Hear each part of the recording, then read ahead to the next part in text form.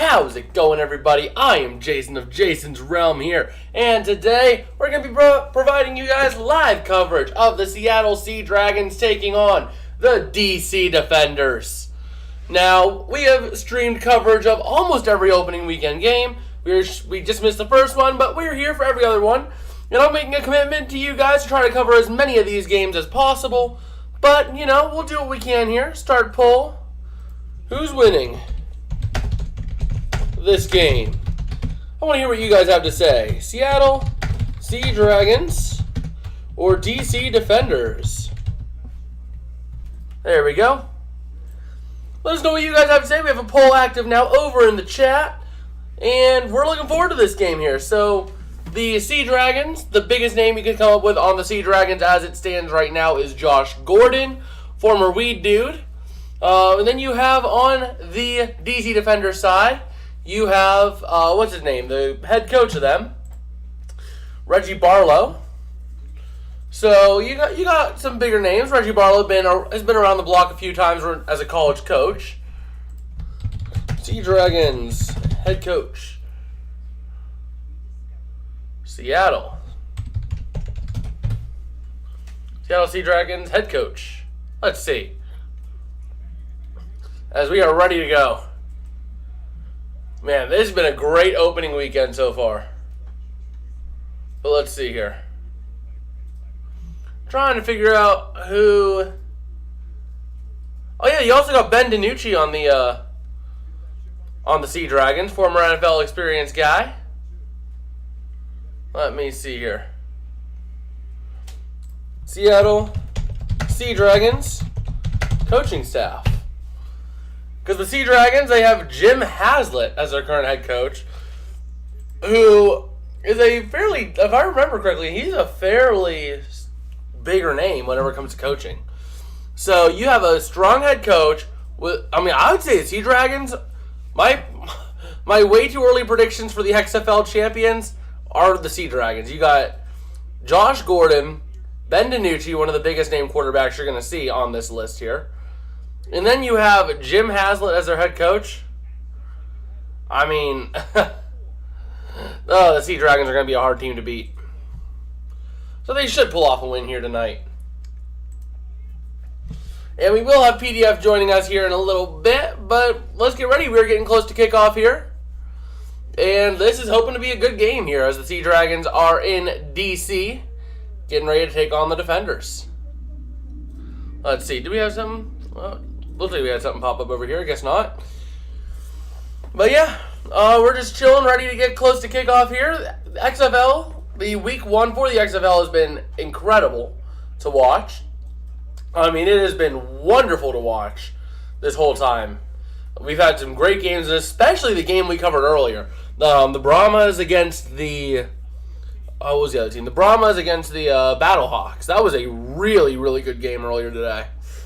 That was one of the best games we have seen recently. So, being able to see that game was incredible. And we're hoping for a good game here. Not so sure how good of a game it's going to be. But, we'll try our best, see what we can come up with here. And let's get ready. Kickoff should be coming around the corner here momentarily. And let's see, PDF is saying something. Let's see, he should be in here soon, I would assume. Where is he? Alright. PDF might be getting it going in a little bit earlier than the end of the game, but we'll be here for the whole game. Even if it means I don't get to bed till midnight, screw it. We'll still do it. Because screw sleep schedules. Woo! So let's go ahead. We'll get PDF in here, and let's get him in here and going. Alright, 1 second here. We'll move him in here. Howdy do, PDF. Whoa, okay, that is putting out the wrong way. Hold up. My voice settings are not proper in Discord. Let me go ahead and go to the output device. Okay, hello? You sound weird. How do I sound weird? It's like... Because I'm not using the filter, since you said the filter made it sound worse. Interesting. Yeah, so anyway, we're here. We're ready to go. And Wait, right now how they're can I- talking with Reggie Barlow. The one thing that I do kind of miss about doing this in voice chat is that I can't actually get the insider that you always get with the XFL.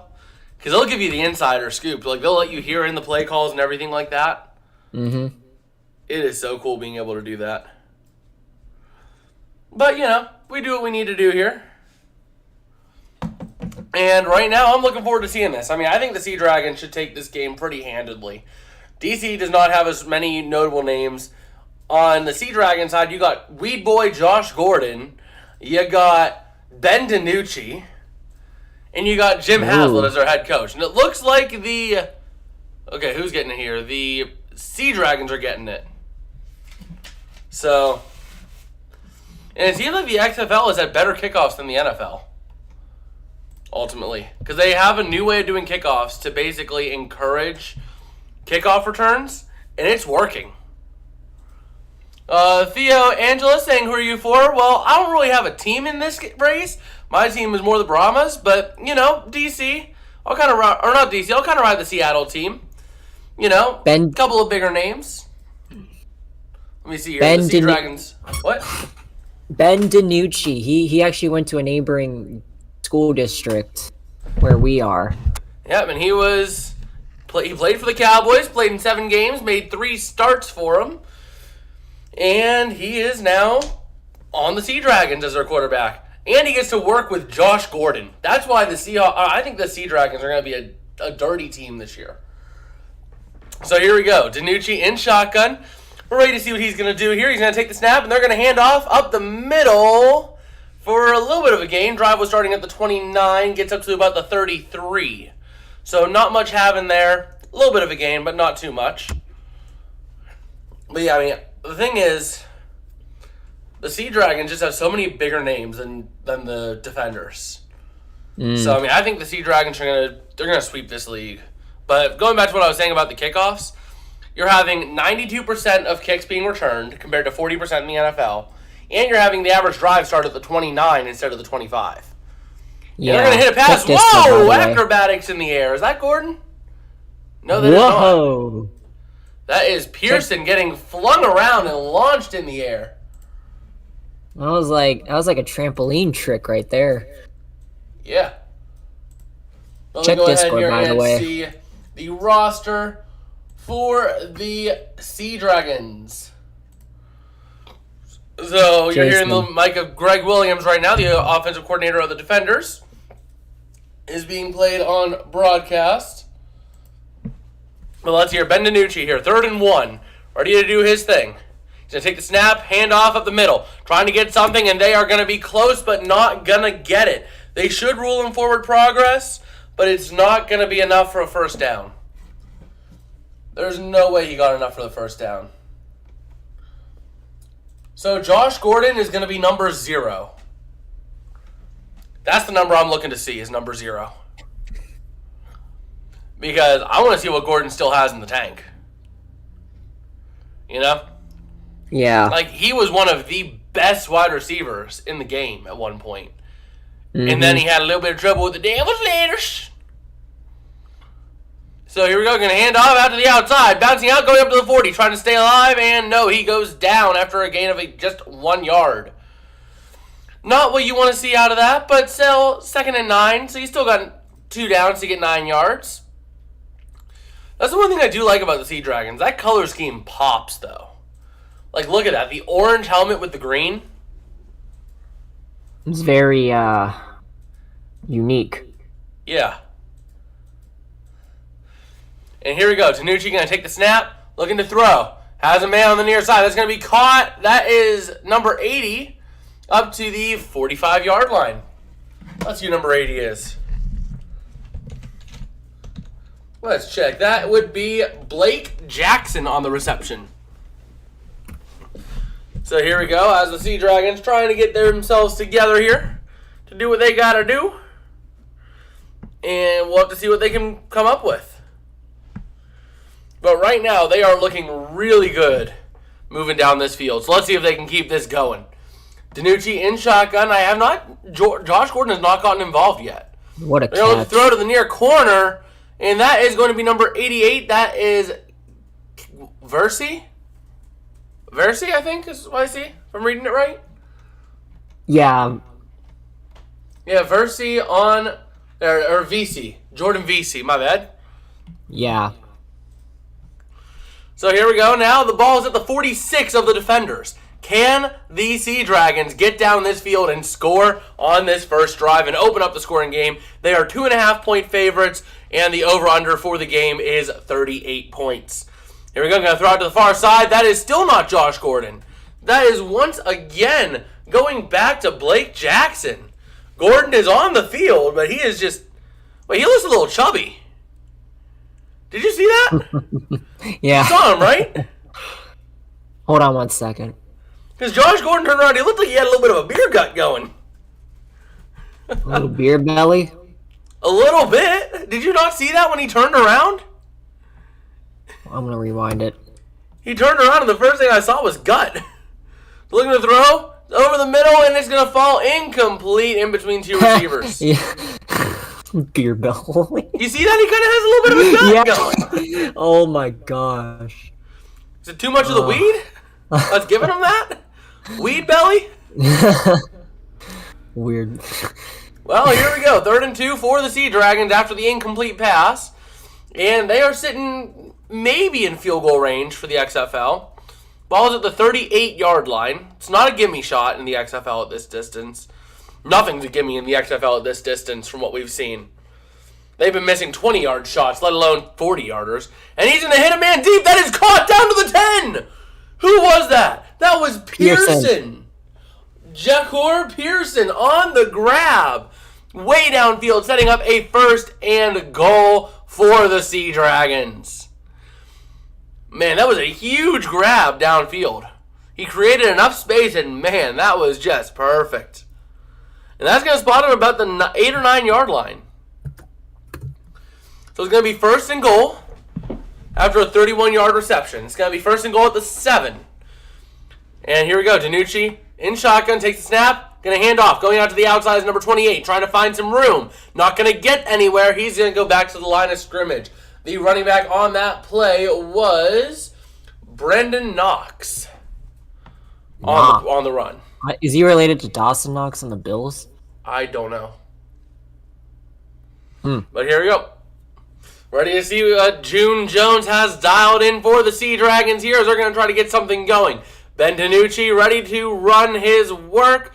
Ball is at the 6. They did give him credit for 1 yard. So sitting now at 2nd and goal. DiNucci in shotgun, looking to throw here. Having some time, but pressure starting to come. He's going to climb the pocket, go out to the outside, scrambling. Shovels it away to the end zone. Touchdown! Josh Gordon!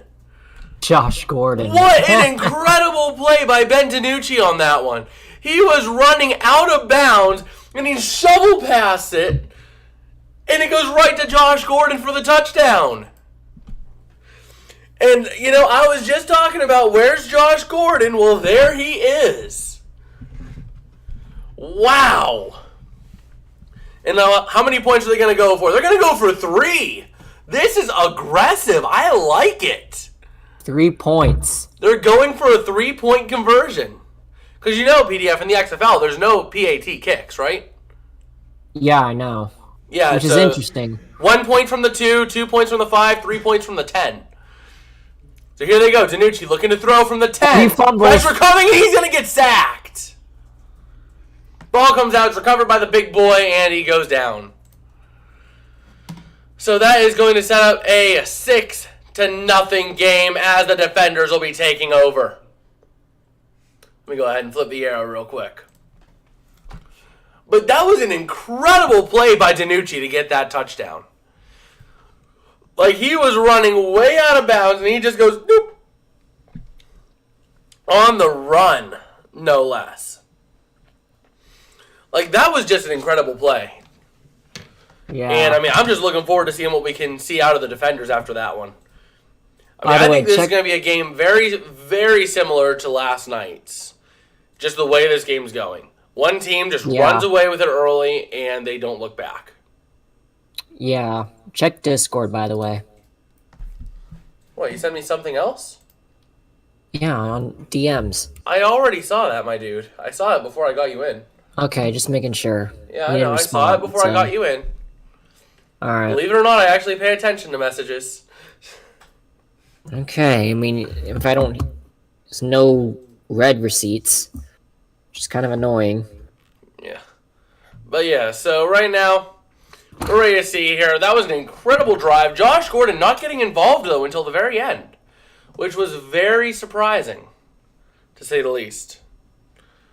I thought they would have gotten Josh Gordon involved early, but no. He just was involved in that last touchdown play. So, but I'm looking forward to seeing what he can do and what he can put out. And the way things are looking, DC is going to have a lot of work ahead of him. But you know what was my biggest surprise today? The fact the Battlehawks couldn't get anything going offensively until it actually mattered. You know? Like, they had a whopping 60 yards of offensive output until, like, the midpoint of the fourth quarter. So, that was just an incredible performance by the Brahmas. Being 3-point underdogs, being able to come in there and just completely, stun everyone by making it a close game. So we should be coming back here soon for the DC Defenders drive. But I do like the way the XFL is doing kickoffs. I think that's really going to make things safer, but still encouraging returns. You know? Because you see how they're doing it. What they're doing is they're lining up the receiving team all at their own, 30 or 25? Yeah. Yeah, their own 25. And then you have the other team lining up at the 30. The receiving team's 30. Which basically, and they can't move until the kick has been, received and touched. Yeah. I do like that.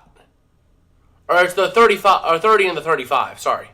But still, doing that I think really will encourage returns and allow for better field position. I mean, they compared it at the beginning of the game. There's been a 92% return rate, and the average drive is starting 5 yards or 4 yards further at the 29. So receive to the 6, to the 10, 15, 20, up to the 25, trying to get away, gets to the 27 before he is brought down, and the defenders are going to start off tonight at their own 27-yard line. Now, the DC Defenders, let's take a look at who their quarterback is here. Let me take a look Jordan Tamau. Number 10, Jordan Tamau. All right. So let's take a look here as we're getting things ready here. So the Defenders starting at their own 27. 1st and 10 coming up here. And they're going to take the snap in shotgun. Looking to throw. Has time. Throws over the middle. It's going to be dropped. That was a gimme. That's the one thing with the NFL, or the XFL. The drops, the offensive errors have been egregious. That has been the one thing, is that the drops have just been egregious. So here we go. What do you see? So for the Defenders, it's Jordan Ta'amu is the quarterback. And let's take a look. It's going to be a penalty on Moore McKinney. 5-yard penalty. As a false start. Okay, so ESPN doesn't have the play-by-play, but XFL does. Okay, that's useful. So here we go, ready to see what this play is going to have dialed in. 8:48 and rolling remaining here in this first quarter. And here we go. Looking at a 2nd and 15. They're going to hand off up the middle, and it's going to be a loss of a couple. And the runner on that play was Smith on the run. So here we go. The Defenders trying to get something rolling. Let's see if they can get something moving here. Fred Keiss, the offensive coordinator for the Defenders, trying to dial up the best play possible for his team. So here we go. Ball's at the 20. 3rd down and 17. Let's see what they're going to do. They're going to look to pass it, it seems. They're going to take the snap. Play action, looking to throw. Hits Hammond over the middle. And that is going to be a completion up to the 34-yard line. That is a great play, a great way to start that drive, or to get that drive alive. But it is going to be a 4th down and 3 coming up now for the defenders. Do you go for it, or are they going to punt it? I would suspect you're probably punting it in this case. So we'll have to see. The quarterback is on the sideline, so you are going to see a punt here. And let's see what the defenders opt to do. So they're going to have to punt it. And here comes the punting unit. Daniel Whalen is the punter, and Jacor Pearson is the return man for the Sea Dragons.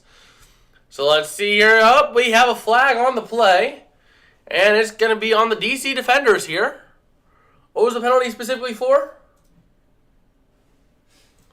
It was delay of game. They're going to take the delay of game penalty, which will back them up a little bit. I'm not sure why you would want to go for that, but, you know, you're going to get backed up now, punting from your own 29. And here comes the punt. It is up. It is away. And it is going to be received back at the 24. Bobbled but caught. It's 25 up to the 30.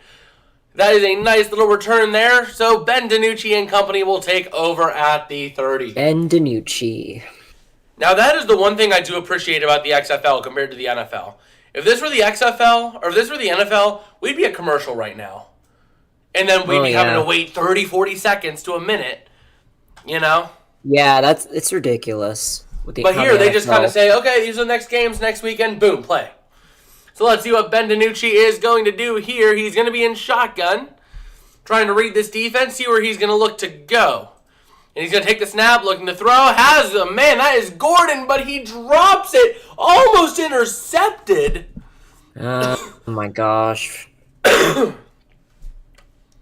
Yep, a dropped pass by Josh Gordon. Come on, Josh Gordon, you're an NFL player. You should know better. You let it hit your helmet. What, you hit a blunt before the game and now your coordination's all off? Knowing Josh Gordon, I wouldn't be surprised. So here we go. Ben DiNucci is 6 for 8 for 64 yards and a touchdown here tonight. So let's see what they're going to opt to do here. With the play clock starting to wind down, Ben DiNucci going to look to throw. Has a man. It's going to be almost intercepted, intended for Gordon.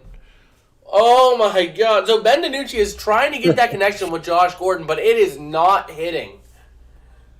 It is not hitting right now. Man, that one almost got picked, too. That was right through the hands of number 15. So here we go. 3rd and 10 coming up now for the Sea Dragons. Their first drive was pretty effortless. This second drive, they are being given some trouble. So we'll have to see what they can do. As 2.5-point favorites, they're going to try to move downfield and get something moving. But here we go. DiNucci going to look to take the snap, looking to throw. Has a man that's caught. That is short of the first yard. That's an 8-yard gain by Pearson. Meaning it's going to be a 4th and 2, and what do? Do you go for it? It looks like DiNucci is coming off the field. So it looks like, they're not going to... Are they going to go for it? The offense looks like it's staying out on the field. They're going for it. Yeah, they're going to go for it here. 4th and 2. The Sea Dragons are going to go for it on 4th and 2 here. And let's see what they do here. So here you go. DiNucci in shotgun. This is a risky play. Yep, but here we go. He's going to look to throw. Tosses has a man. That is Pearson to the 40, 45, up to the 48. And it pays off. A gain of 10 yards is going to be huge. And the Sea Dragons are going to get themselves a first down. You know what? I think I'm a Ben DiNucci fan now. You should have been. You're a Cowboys fan, my dude. Well, I wasn't too keen on him because he wasn't that good in the NFL, but now I'm seeing him in the XFL. I was like, oh, he's got some potential he's an XFL now. quarterback. He's not meant to be an NFL quarterback. He's not as good. Well, they're going to hit a nice little rush by Ellison, it would seem, up to the 47 of the DC defenders. Setting up now a 2nd down and 5. So let's see what they've got here. Can they keep things moving? Man, the DC defenders are starting to bend big time on defense here, so let's see what they can do. Can the Sea Dragons capitalize and move this ball to the end zone once again? So here we go, 2nd and 5. Let's see what they're going to opt to do. DiNucci in shotgun tight formation, looking to throw. Pressure coming off the back end. He's going to hit a man over the middle. It's VC. And that's going to be up to the 34 for a nice little 13-yard gain there by the Sea Dragons.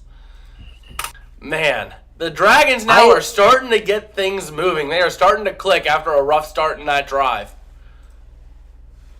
You see how DiNucci throws the football? He does it like Mahomes style, like sideways. That's not really just necessarily Mahomes style. That's just a weird way of throwing it kind of sideways. But here we go. What's DiNucci going to do here? He's going to take the snap, looking to hand off. That's going to be Ellison bouncing out to the outside. He's got room to the 30, 25, down to the 23. Uh-oh. Down to the 22. A little bit of a scuffle breaks out there between Owens and Bryce. But still a nice little 12-yard gain there for Ellison and the Sea Dragons. They're going to now have a 1st and 10 sitting at the 22 of the defenders. What will they opt to do now? Morgan Ellison from Southeast Louisiana going to try to do what he can do on the run game. He has been looking pretty solid tonight. And here we go. DiNucci going to take the snap. He's going to look to hand off, and that's Ellison getting nowhere as he's going to be brought down at the line of scrimmage.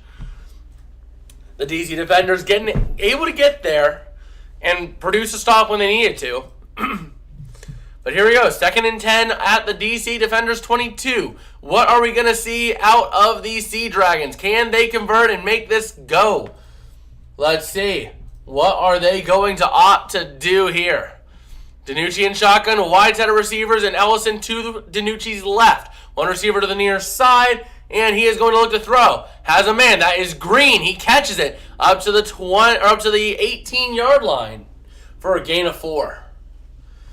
And just like that, the Seattle Sea Dragons are starting to get this thing moving. But it is a 3rd and 6 coming up here. Can they convert and be able to get in the end zone? We'll have to see. So here we go. As we are approaching the 2-minute mark left in the first quarter. June Jones versus Greg Williams here. Greg Williams, the defensive coordinator of the DC Defenders. That is a name I do know. I don't know how I know it, but I know it. And he is going to try to hit someone, but it is dropped. That was Hammonds on the drop. But how do I know that name, Greg Williams? How do I know that name? I need to look it up. Because I know that name, Greg Williams. And it looks like they're going to try to kick a field goal here to go up by 9, a full 1 score.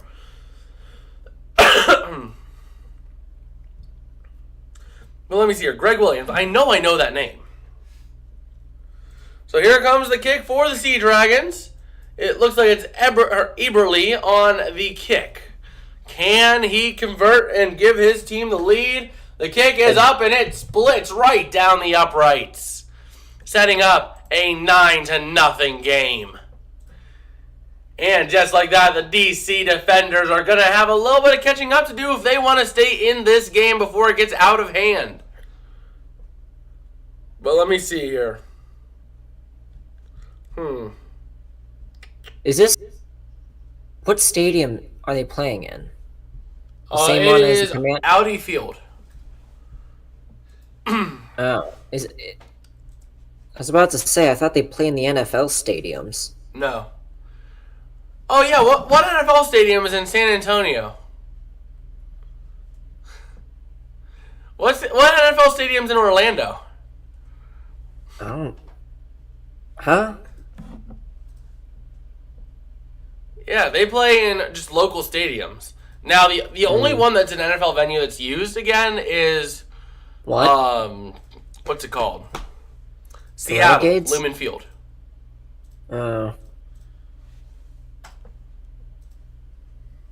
Interesting.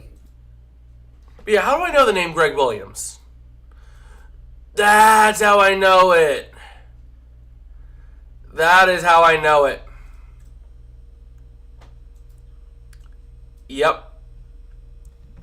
Browns guy that got fired.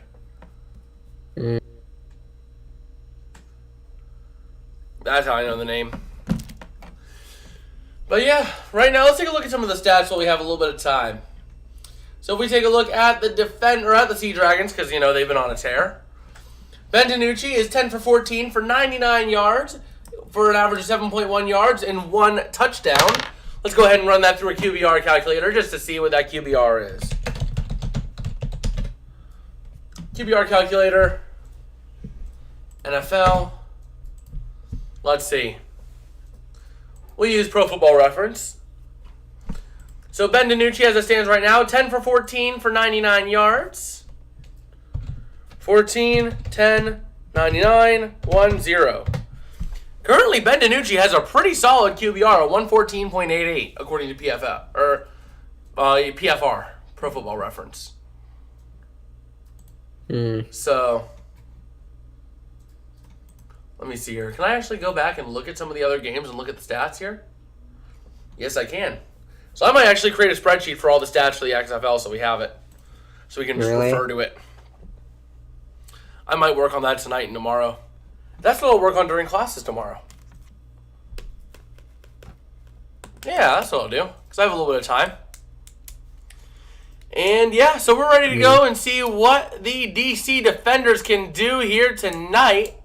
As they are down pretty big now. They're down a full touchdown and 3-point conversion, which is not a gimme by any means. And especially the way they've played. Their quarterback, Jordan Ta'amu, is 1 for 2 for 14 yards. No touchdowns, no interceptions. The rushing has been rough. It has been abysmal.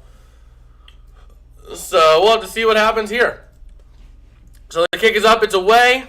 It's going to be caught at the 5 to the 10, 15 to the 20, out to the 25, trying to bounce around to the outside. Has some room, but it's going to be closed up as he gets brought down at the 26. So just like that.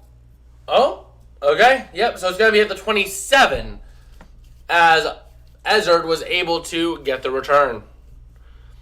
So here we go. DC still has all 3 timeouts and a challenge to use if they would so choose to. So let's see what they have here. Okay, DC having a little bit of a chit-chat before sending out the offense. Really burning the play clock down. So here we go. Tight formation here. What are they going to opt to do? Ta'amu in shotgun. And he is going to take the snap, looking to throw. Having time of pressure coming. Throws over the middle. Caught by Jackson. And the ball comes loose. So it's going to be incomplete. That was a big hit. Holy. Or did they give him credit? Did they give him credit for the 6 yards or for the 4 yards? They might have given him credit for the 4 yards. Yeah, they did because he was down before he. So here we go, throwing over the middle, caught by Blair, and he goes down at the 41. That's going to be a nice little 10-yard gain there, setting up another 1st and 10 for the Defenders. They are starting to move the ball right now. Let's keep it moving. Let's see what they can do now. So here we go, DC Defenders trying to get something going. Ta'amu going to look. He's going to keep it, trying to run up the middle. He has room. He gets to the 45, to the 46. Nope, he's only going to get credit to the 44 before being called down. So here we go. The Defenders doing what they can right now. And what is that in the knee? There's something in the knee of Ta'amu. You see that? What number? The quarterback. They just showed his knee. There's something in his knee, in his left knee. So looks like a brace. Yeah, it kind of does. But you can see here, The Rock and the rest of the other 2 owners of the XFL are there in attendance. And they're doing their thing right now. So overall, this game is looking pretty solid. What? Martavis Bryant. AJ McCarron? Yep, Martavis Bryant's in the XFL. Oh, that was the end of the 1st quarter, right? Mm-hmm. So here we go. 2nd quarter coming up here. And let's see what they have rolling. Man, this game is looking like it is going to be a Seattle Sea Dragons takeover, but the Defenders are starting to get something going. Yeah. So let's see if they can get anything more. Let's try to see and take a look. All right. Just checking one other thing real quick while we have some time.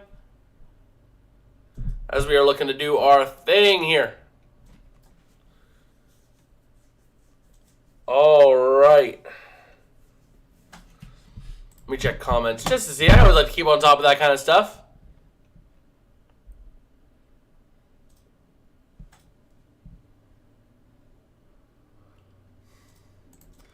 All right. So we should be back here momentarily, I would assume, for the start of the second quarter. Playing radios With a second and 7 outside at my the house. DC 44 for the defenders. What? Somebody's blasting their radio outside my house. What the heck? It's 8 o'clock at night. Hey, at least you don't live like right outside of a downtown area, so like every night you hear sirens blaring by. Can you hear it? Oh No. my gosh, that's so annoying. I can't hear anything. I can't even hear myself think. And now they're doing donuts in my... Nice. They're doing donuts in my neighborhood now. What the heck? Nice. Oh my god. I swear, dude. Alright, so we should be looking here pretty soon at what we'll see from the DC defenders here. But yeah, right now things are looking pretty solid in terms of the game. I mean, we're looking at a really solid game here, it seems. The defenders starting to get things moving. And let's see what they can do now. Alright, so we are back in DC, and let's see what we've got. As we are here for the start of the second quarter. Alright. So let's see it here. And they're showing us the 8 teams right now in the XFL, but here we are ready to see what the defenders can do here. So looking at the 2nd and 7 play, what are we going to see? Ta'amu going to take the snap, looking to throw. Pressure starting to get to him. What he's going to look to do, he's going to look to maybe keep it. He's going to get a nice little 4-yard gain before they're looking for a penalty on hitting him before after he gave himself up, but doesn't seem like he's going to get it. So it's going to be a nice little 4-yard rush to the 48. So Amu grabbing that left arm a little bit, but still fighting through it. So let's see what we're going to see here. All right, so it's a 3rd down and 3. Tuamu in shotgun, looking to see what he's going to opt to do here. Man in motion, he's going to take the snap, handoff. Pressure coming. They're going to get a nice little run up to the 48 of the Sea Dragons. That was Smith on the run. So a nice little gain there for them, and they are going to have a 1st down and 10 in Sea Dragons territory. All right.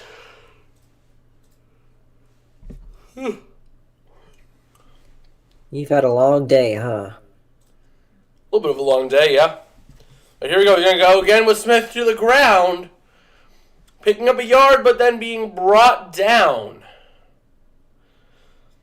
So just like that, it is just a 1-yard game. Oh yeah, Thursday at 9 Eastern. We're probably going to try to go live for that if possible. Wait, what do I work Thursday? Because I might work till 9. I don't know. If we can make it, we'll stream it. But here we go. They're going to try to run it once again, only getting about a yard. So sitting now at 3rd down and 8 from the 46. Let me see here. What do I work on Thursday? Because I know I work Thursday. I work Thursday, Friday, Saturday. Nice.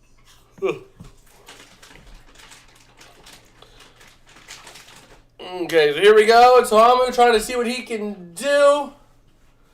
And he's going to look for something, looking to throw. Has a man. That is Malone over the middle down to the 28-yard line. Just like that, setting up a 1st down and 10. And that is deep in Sea Dragons territory. Man. Oh no, Thursday should be good. Josh Malone went to College of Tennessee, and he's been all right. But here we go. What's Tommy going to look to do here? They're going to hand off. It looks like they're going to run with Smith, and that's not going to go anywhere.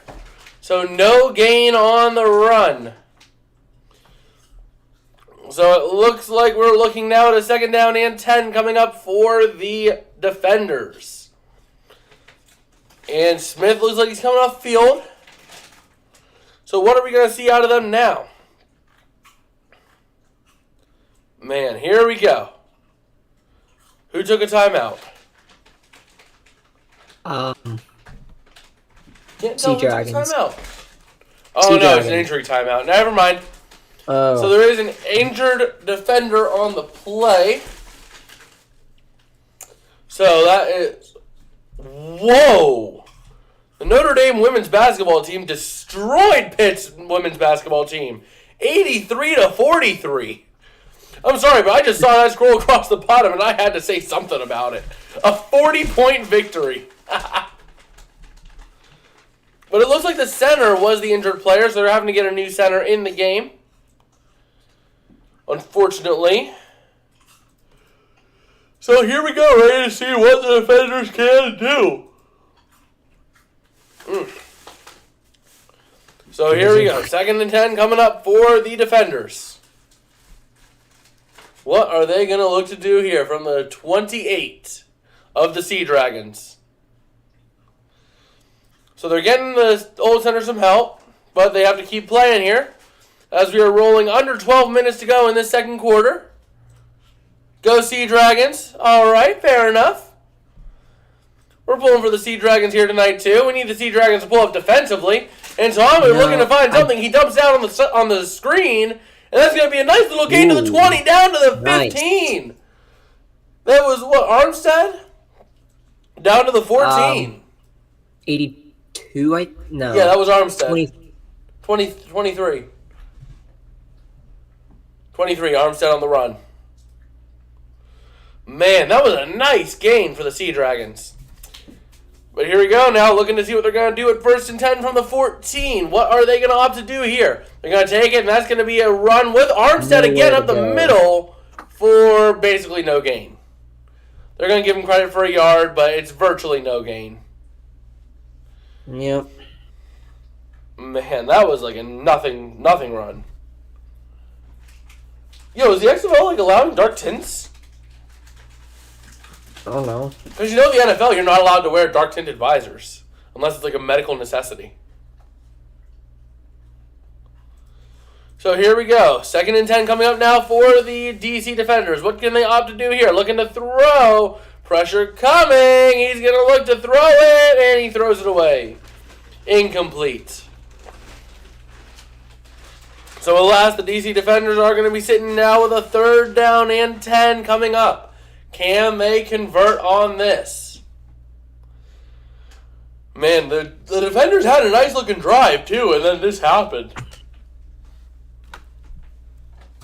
So here we go. The defenders now at the 13. 3rd down and 9. What are they going to look to do?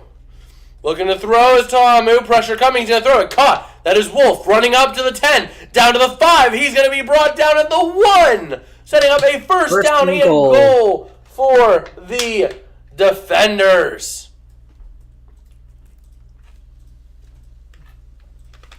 I heard the Heinz team fell apart at the end of the game. Yeah. They were up big time. I mean, they were up by a score of... I'm not sure what the score exactly was. No, it was 15-3. They were up 15-3. We didn't get it. QB sneaked in. Not yet. Tomu trying to sneak in, but he did not get it. But yeah, the Battlehawks were down like 15-3 with a minute and a half to go, and the Battlehawks managed to come back. Wow. Yeah. After being outplayed the entire game, by the way, by a team they should have handedly beat. So here we go. Can Tomu get it in here? He's going to look to run it on the outside. He has room, and he's getting for the touchdown. DC Defenders touchdown. Let's go ahead and give them those 6 points. Man. You have to figure they're going to go for 3. Because they're down by a pretty healthy margin. They're down by 3, so they've pretty much got to go for 3.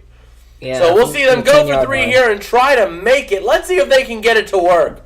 Right now, the DC Defenders able to come back and have themselves a drive. So here we go. Can they get it? Oh, they're going for 2? Huh? You're down 3, but you're going for 2? Okay. That's not okay. If you don't get it, you're They're still. going to look to throw it, and it's going to be caught in the end zone. That is Jackson on the grab, making it a 9-8 game here. Why does Texas have 3 teams in an 8-team league? Well, Texas is all about football, dude. Oh. Football's religion in Texas, dude. It's the biggest football state in the country. Pair that with the fact that you have markets that are really football heavy. I mean, the Dallas-Arlington area is a huge one.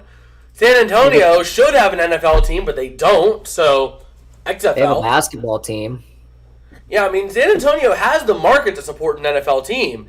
The NFL just never expanded there. Yeah.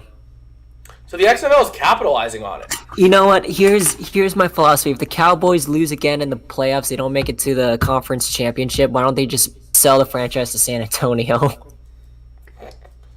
Huh. But yeah. That'd be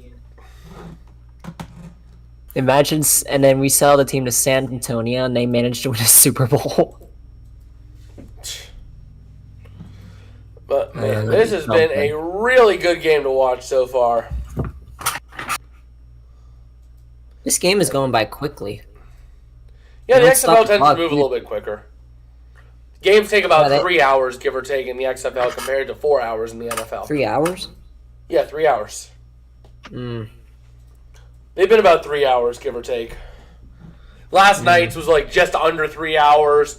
The one earlier today was about 2.5 hours. It take about 2.5 hours, give or take, from the time of kickoff.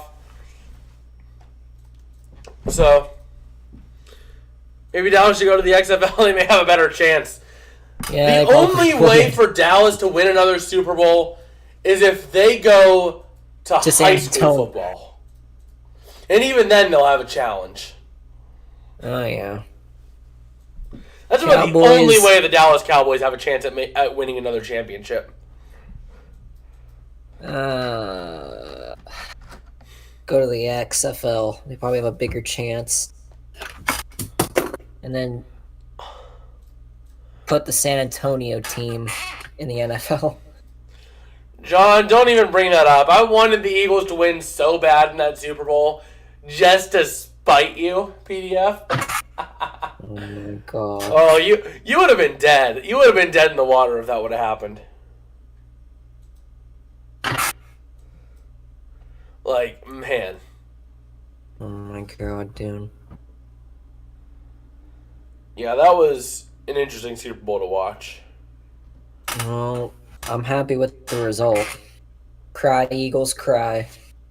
If you would have asked me about 3 years ago, I would have said that was the worst outcome possible. What? If you would have asked me 3 years ago, I would have said that was the worst outcome possible because I used to hate the Chiefs more than anything because I was 11-0 in fantasy. And then I ended up going... It was into that Monday night game between the Rams and the Chiefs that had 109 points go on the board. And I went in the game up 30 points, scored like 20 points, and left the game down 30. So I despised the Chiefs from that point on because my opponent only had Chiefs players. But here we go, running all the way up to the 33, maybe the 32, give or take. McKnight on the run and on the return. Going to set up a nice little starting place for the defenders for this drive. Or the Sea Dragons, I mean. Sorry about that.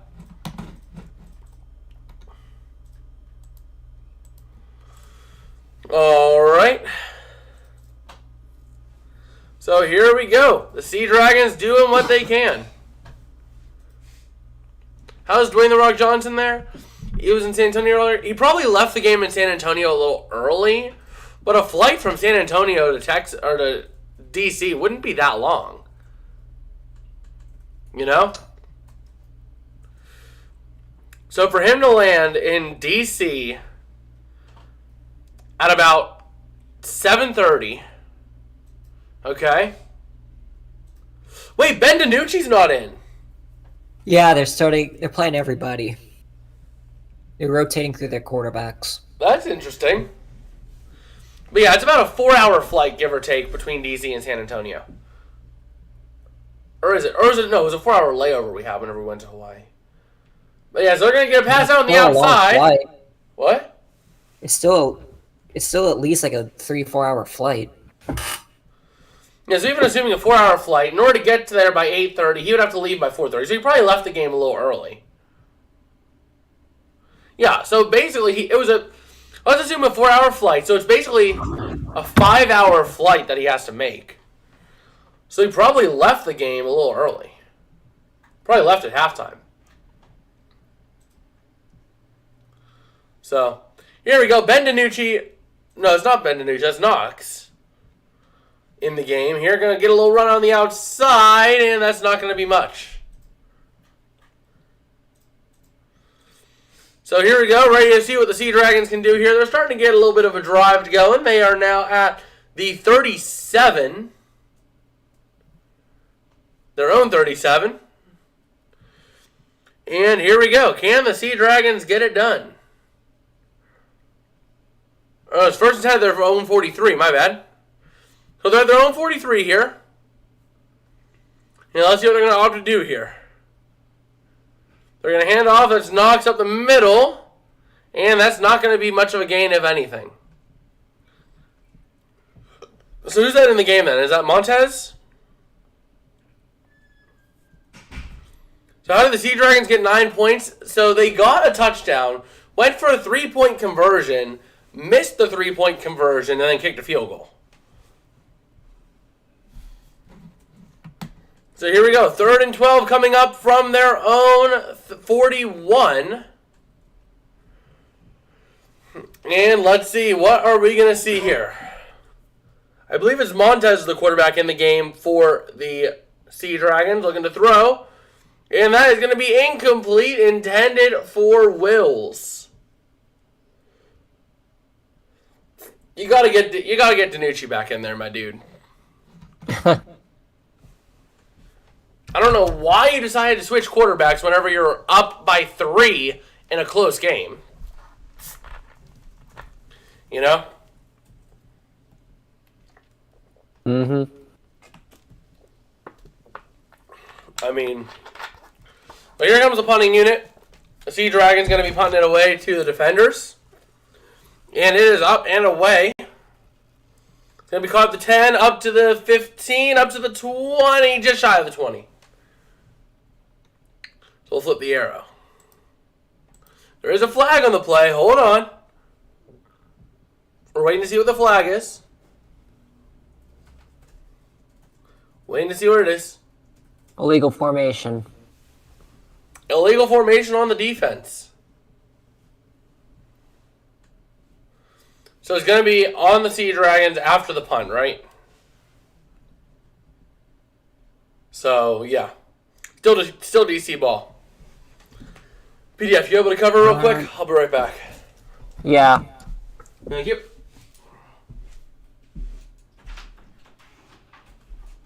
I gotta get on YouTube and read chat.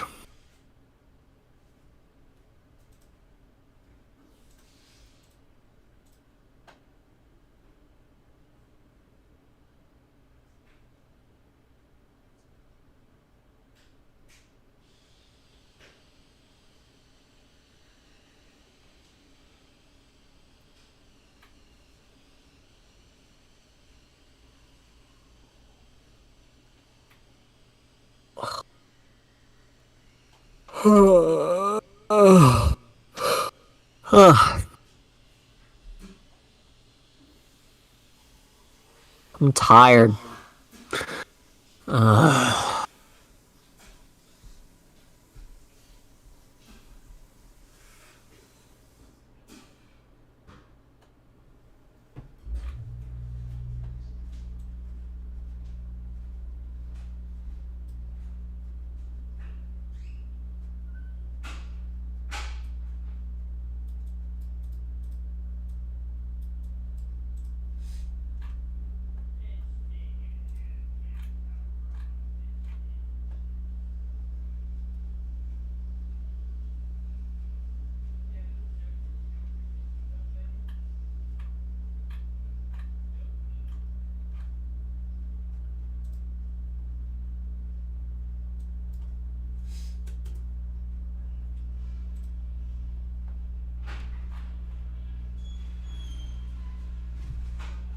Man, Jason takes a while.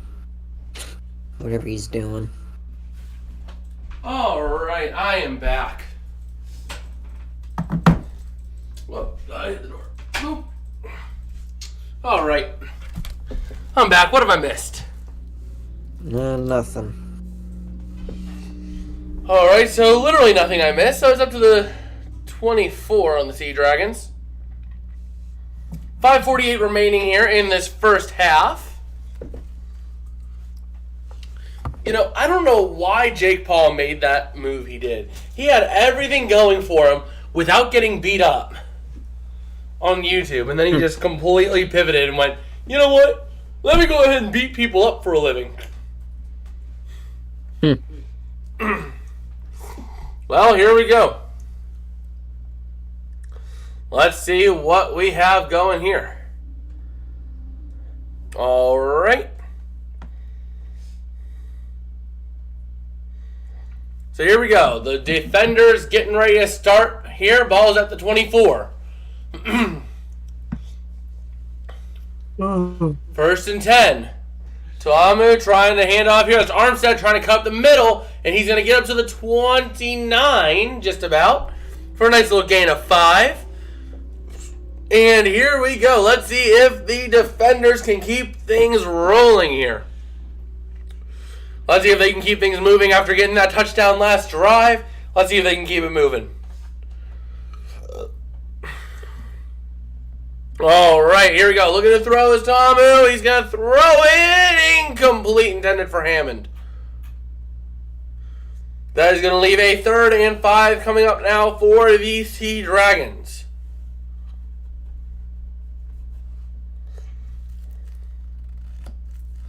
All right. Here we go. 3rd and 5 now for the defenders. Can they get something rolling here? All right, going to take the snap, looking to throw, having time, pressure starting to come though. He's going to throw it, it's going to be batted away at the line, incomplete. 4th down and 5, and the Dragons are going to be getting the ball back here after a punt from the defenders. At least that's what I would expect. As Tamu going to try to get something going. He was unable to, though. So here we go. Nikolaos was the defensive lineman, able to do what he needed to do. And here we are on the 4th and 5, getting ready to see. I'm assuming they're going to punt it. Let's wait and see. Yep, here comes the punt unit. And the punt is going to be up and away. It'll be received back at the 29, up to the 30. Running laterally, get to the 35. Still on his feet, still around, gets up to the 38. Maybe the 39. They're going to give him the 38-yard line. So just like that, we are getting close to seeing what we're going to have to do with the Sea Dragons.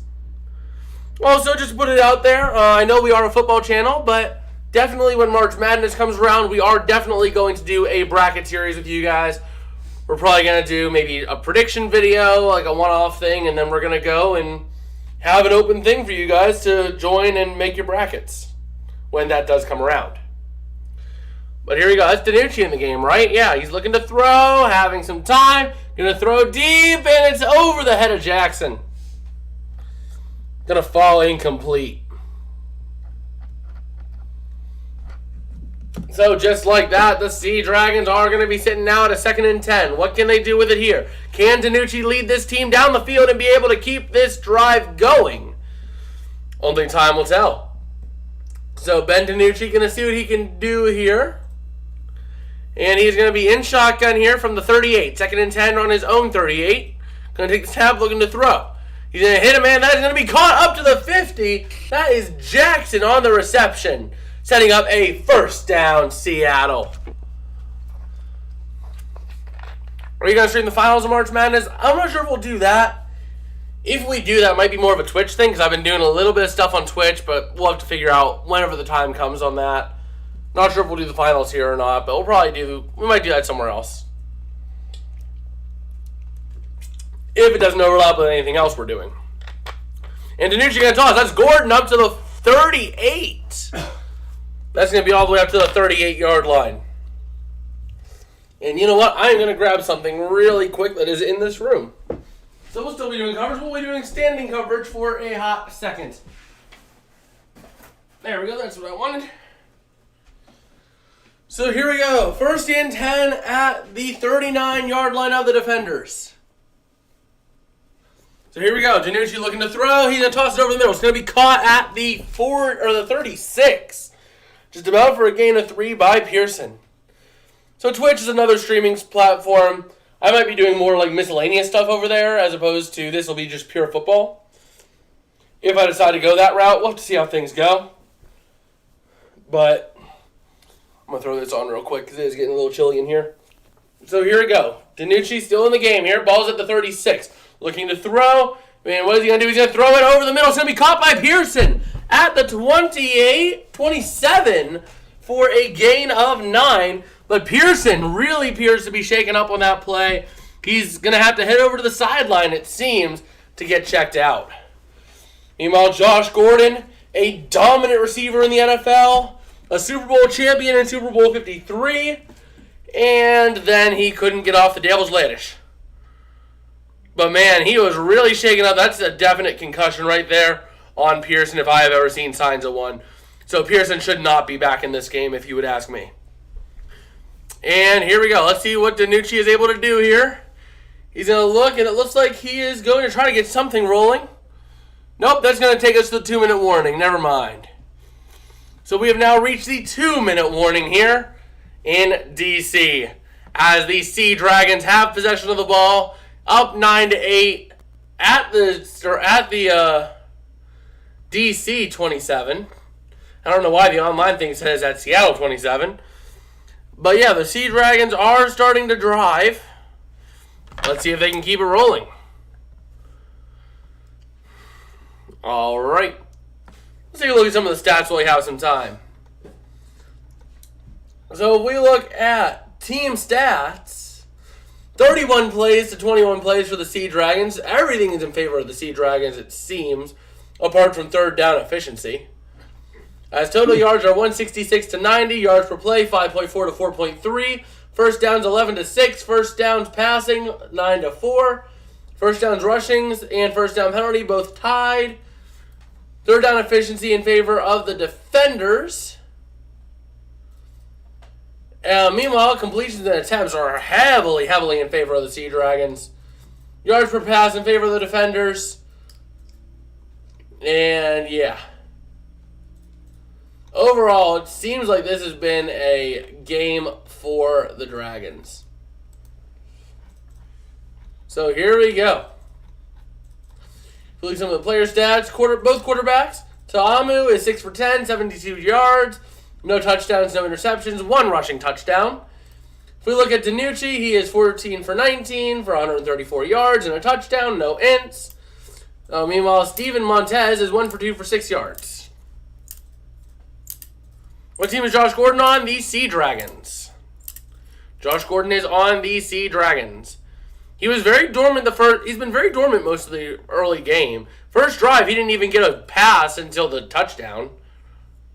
So, overall, Josh Gordon has been a little bit quiet this game. So, we'll have to see. Man. Oh boy. So, let's see what they can do here. Okay, let me take a look at a couple other things.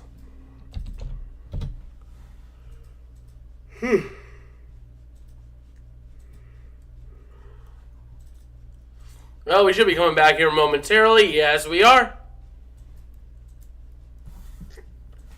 All right. So here we are, ready to see what the Sea Dragons can do. Can they get a touchdown here on this drive and get ahead? We'll have to find out. All right.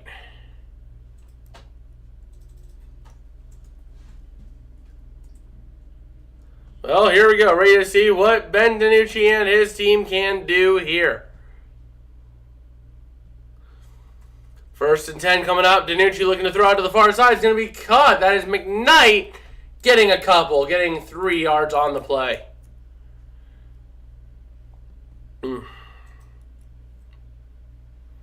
All right. Here we go. Let's see what they can do. Let's take a look over at the poll while we got some time. We have 11 votes over on the poll over there. And we are at a 6-5 split in favor of the Sea Dragons.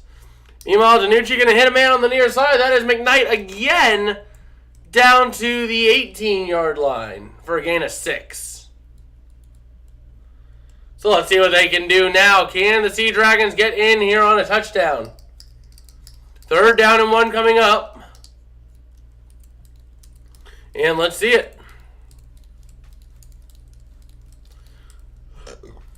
So here we go, 3rd and 1. They're going to try to run it. The ball is loose as he goes down. And that's going to be a 4th down and long. You got to think they got to consider going for it, the Sea Dragons. Yeah, I'm the Sea Dragons. I'm going for it here. 4th down and 4. Oh, they're not. Or 4th and 5.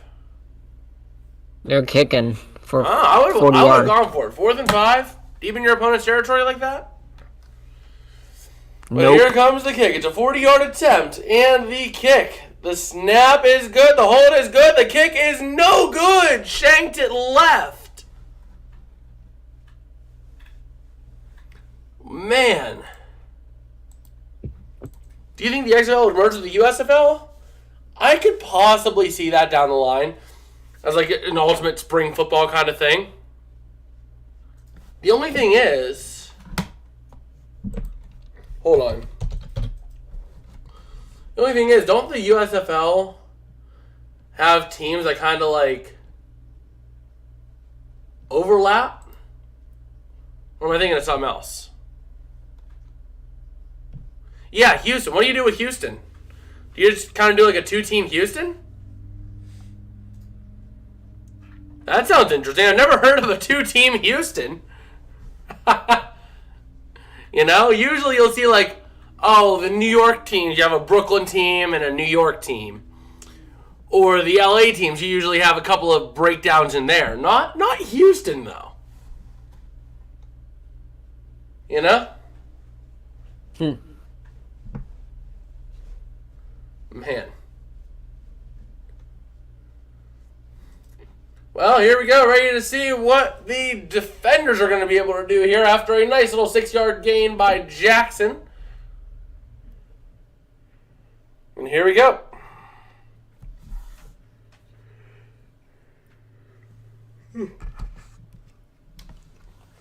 Man. Here come the defenders ready to do their magic down here.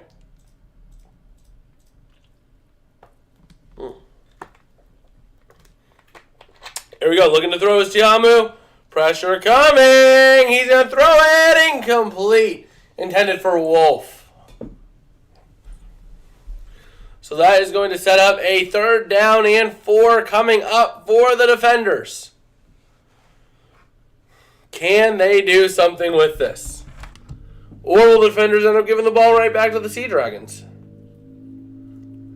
But there is only 36 seconds left, so...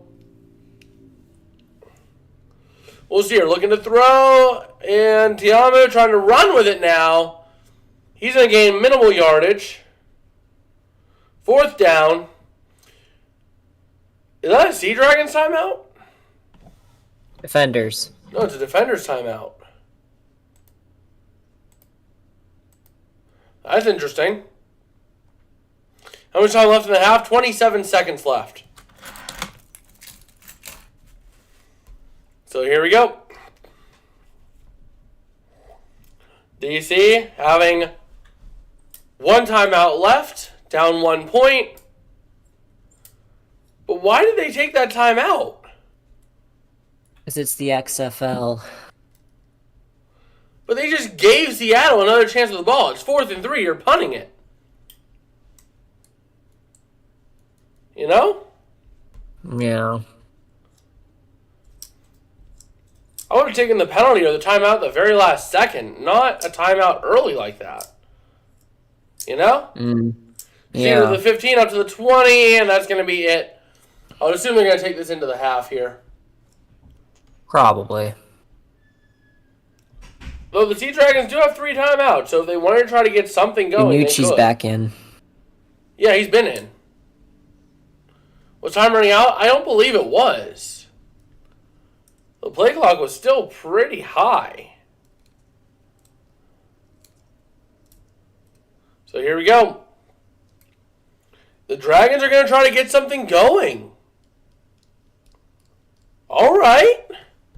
17 seconds, 3 timeouts. So here we go. Looking to throw, screen out to Gordon. Gordon going to try to get somewhere, and he's going to get nowhere. 5 yards. Are the Sea Dragons going to take a timeout, or are they just going to let it wind out? They're just going to let it wind into the half. All right. All right, Jason. I'm like falling asleep in my chair, so I'm gonna get going now. All right. I'm sorry I can't stay. I would stay for the whole game, but I'm like falling asleep here. You're good. You're All good. right. We do what we got to do. All right. Talk to you soon. Talk to you tomorrow, maybe. Yep. Yeah, the arrow was wrong. Yeah, it was wrong, but it was so close to the half. It's not a big deal, I don't think, if it was a little bit off like that. But, yeah. So we're heading into the half now. Not really much to talk about, though, this game. It was an electric first start of the game, and then it just kind of fell off. So the Sea Dragons heading into the locker room, getting ready to do what they got to do. And figure out what they got to do in order to get things right. But overall, I mean, I think this game has been an interesting one, but the defenders are looking like a better team right now. So, I mean, they haven't had all the drives go their way, but they've been able to finish drives. So, we'll just have to see. But ultimately, I mean, I think this game has been a solid game just looking at it. But, man.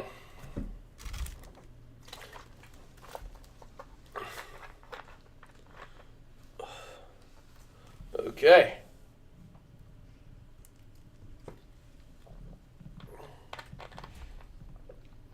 Okay, here we go. While we're at half, let's just take a look at some of the stats from the game. So if we look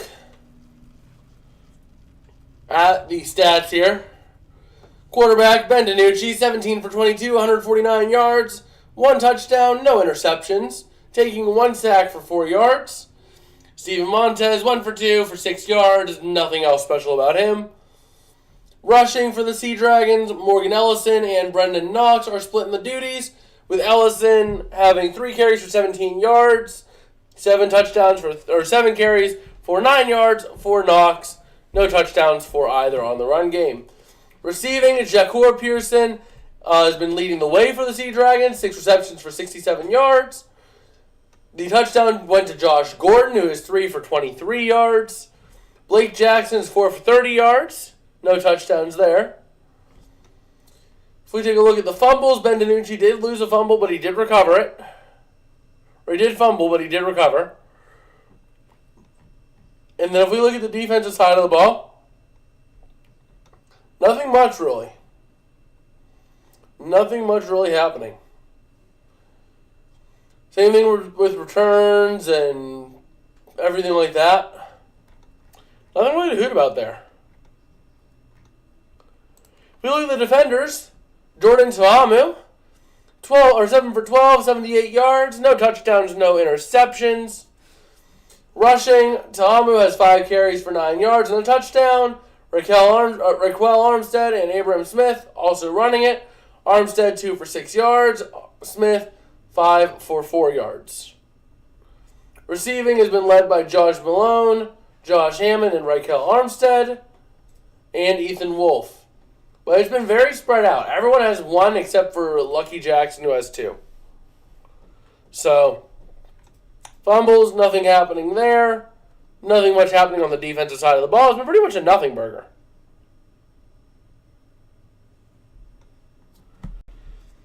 I mean, I could possibly see that, but the other thing I could see, and it wouldn't surprise me, would be if the XFL is able to expand to a point, even if they merge with the USFL, right, and form one league and are able to have 32 teams, or even, let's say, 16 teams, or 8 teams. Like, even if you would combine them now and have 16 teams, and kind of have I don't know how you would do that, but kind of have almost like a call-up, send-down system. I could see that happening. And that would also expand a lot of people who want to play football but are not able to because of reasons with, everything like that. So, that's just my 2 cents, though. Oh, boy. So I'm going to have to figure this out. But, yeah, so far, looking at the Week 1 final scores, Arlington was able to defeat Vegas 22-20. Houston beat Orlando 33-12.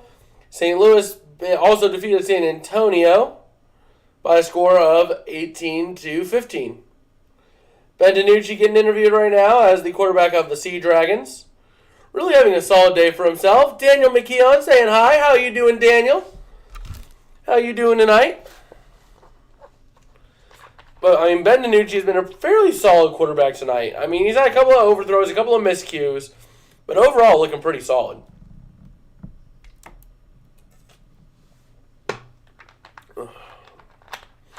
All right. But, yeah, so the Sea Dragons really playing up, but the defenders are playing a lot better than people expected, given the fact that a lot of people picked the Sea Dragons. Sea Dragons were 3-point favorites. So, overall, the Sea Dragons were supposed to be dominating this game, and they're not. Mr. Answer to my previous question, I think that you could see a possible issue because of lack of talent. Uneducated Sports Talk saying UST raid. Good luck tonight, bro. Thank you, man. Always appreciate it. We try to do what we can here, and we try to have a good night, So, yeah, right now I think, though, the biggest thing, if the XFL were to expand, the big Achilles heel would be potentially losing because of not having enough talent. I do agree with that. If the XFL were to expand big time, one thing I could see potentially is the XFL being able to partner with the NFL if they're able to expand to a certain amount of time or a certain size, even with the USFL potentially, to form a call-up, send-down system like you have in the MLB. I wouldn't be opposed to that with NFL, XFL kind of stuff. The Hurricane saying, let's go Sea Dragons. I'm pulling for the Dragons tonight, too. We got a lot of people pulling for the Dragons tonight. And the poll is split 67-33% in favor of the Sea Dragons on 15 votes. So we'll go ahead here and take a look and see what we have rolling. Once again, nothing really notable in the stats. Nothing really jumping out. Team stats, a lot of the team stats have been dominated this game by the Sea Dragons. The defenders are holding their own, though. They're able to do work, and they've been a lot more efficient, I have to say. They have been getting a lot more out of their yards and gains than the Sea Dragons have in terms of points. The Sea Dragons only have 9 points to show for all that work they've done. The defenders have done less and are almost in the lead. So, and they're going to get the ball back to start the second half. So that's the other thing as well you have to consider, is that you're looking at that from that perspective as well. And just seeing it from there, I just think that the DC defenders are playing way better than anyone ever anticipated. I would have expected this game at this point to be probably, based off of the betting odds, I would say probably you're talking 12-6 at the half, maybe 12-8. But instead, it's 9-8. It could have been 12-8, but the kicker for the Sea Dragons missed a field goal. I think a couple of field goals he missed, if I'm not mistaken. No, he made one, he missed one. So, I think overall, though, the Sea Dragons are really in an interesting spot. Because I would have thought they'd be way ahead by now. They're only ahead by 1 point at the half. So they're on pace now to not cover the spread. They're on pace to win, but not cover. So let me go ahead and take a look at a couple of other things as we go around here. And we'll take a look here as we get ready. The second half should be starting momentarily, I would assume, as we went to half what feels like about 5 minutes ago. So we're about probably halfway through the half. And doing our thing here. But I mean, looking at, once again, the team stats, it has been mostly the Sea Dragons. Like a lot of total plays, total yards, like possession stuff has been the Sea Dragons. Meanwhile, everything else has been DC. Who gets the ball at the start of the second half? I believe it's the DC Defenders, if I'm not mistaken. But I can actually double check, but it should be the DC Defenders. Let me check. Yeah, it is the DC Defenders. So, the Defenders will have a chance to get back in this and get a lead again. We'll have to see what happens, though.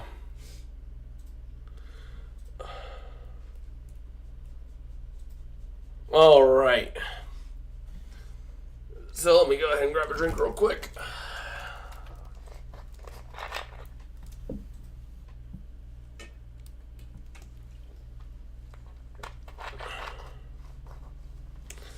All right. And we should be getting ready for the second half, I would assume, hopefully soon, because I just want to watch the rest of this game and call it a night because it's been a long day. But we're here ready to watch this. Azar by Mirza. I do apologize if I butchered that. What will be the timeout time? What do you mean by what will be the timeout time? Right now, it looks like they're getting ready for the third quarter here, so I'm going to update this for the third quarter.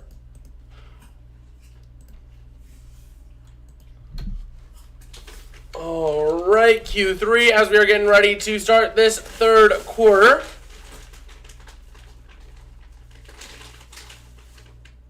All right, that should be fairly good. And, yeah, I mean, I think, so timeouts are 30 seconds to a minute, if I'm not mistaken. Oh, third quarter time.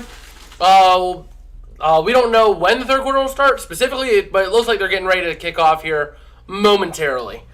So we'll be starting off the third quarter here shortly, and we'll have 30 minutes left of football to watch over these last two quarters.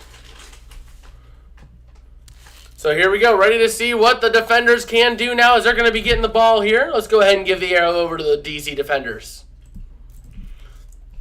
So here we go. Here comes the kick for the second half from the Sea Dragons.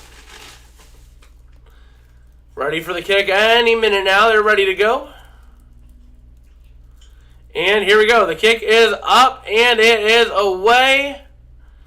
It is going to be caught at the 15 up to the 20. Moving laterally, trying to get some room to the 25 to the 26. Goes, what is that, Sales? That was Sales on the run, and on the return. So here we go, starting the third quarter. Let's see what Tamu can do here. Can he lead this team to a small comeback? It'll be a 1-point comeback, but still a comeback nonetheless in the second half. Or will they fold under the pressure? So here comes Tamu. He is in shotgun, looking to see what he can do. It looks like we're going to be seeing a handoff to Smith up the middle, and that's going to be a loss of a yard. That is not what you wanted to see to start this second half. The Sea Dragons are able to get there and do what they need to do. So the Defenders trying to keep up with it and trying to keep ahead. But we'll have to figure out what is happening.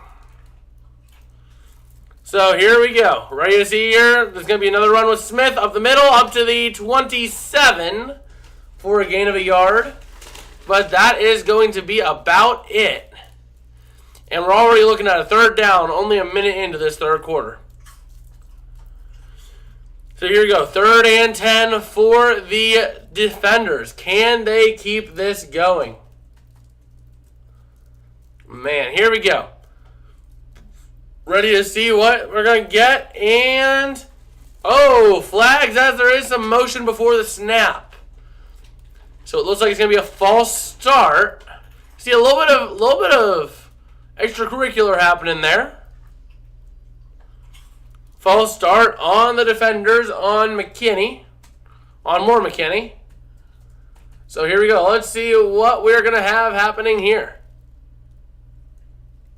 Based on the weekend games, the XFL primarily running or passing league. I mean, it has been a nice balance of both. You're seeing a lot of runs, but also enough of passing to be a healthy mix. And Ta'amu going to go deep, but it's going to be incomplete on the near sideline. Intended for Jackson, setting up a 4th and 15 from their own 22.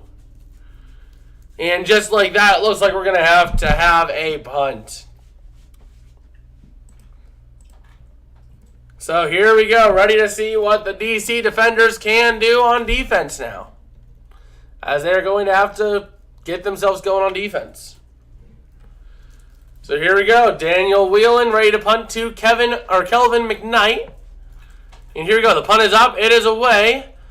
The Sea Dragons are going to be receiving it. McKnight gets it at the 32, up to the 35, trying to move laterally, get some room, still on his feet. He gets up to the 39 just about before he gets brought down. Setting up a nice little first down and 10. Now the over-under, it's tough to tell right now. It looks like it's playing as an under game. As the over-under was 38, we were currently sitting at 17. But we're only 21 points away from the under. We scored 17 in the first half. We scored 17 in the first, we scored 17 in a quarter's length of time. So, here we go, ready to see. Ben DiNucci ready to lead his team down the field. Can he get something going? He's going to take the snap here in shotgun, looking to throw. And he has a man that is all the way up to the 45 of the defenders. That is Taumapeu, I think is how you say that. A nice play by DiNucci to be able to get what he needed to do. Right over the middle, right where he needed to get it. And now they are in DC territory. The Sea Dragons really looking like a good team right now, able to keep down this field. So here we go. DiNucci in shotgun. Ball is at the 45 of the Sea Dragons. And it's going to be a nice little handoff to Knox on the outside. Bumping around, trying to get some room. He's going to get 2 yards, and then he's going to get brought down at the 43 for a gain of 2. All right. So here we go, ready to see what the Sea Dragons can do. Man. Here we go, ready to see what the Sea Dragons can do now. And Ben DiNucci in shotgun.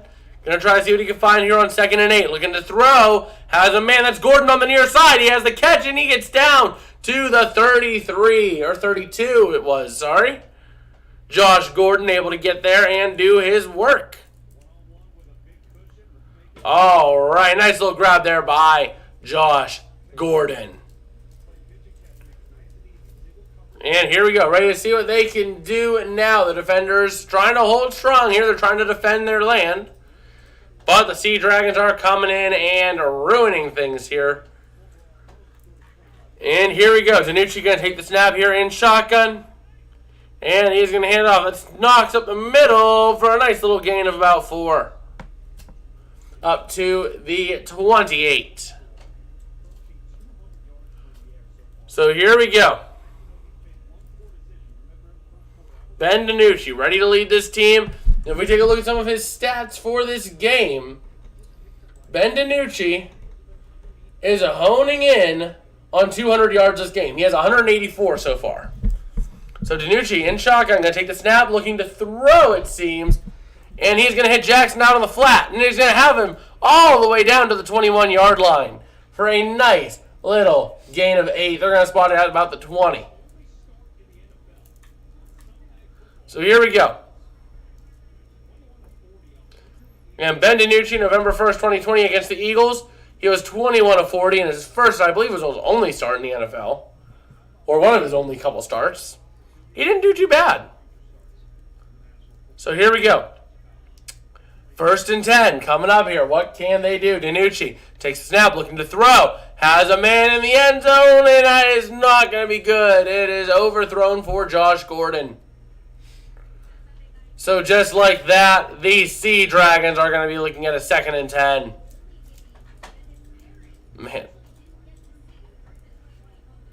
Man. So here we go. All right, let's see what they can do. Ben DiNucci in shotgun here.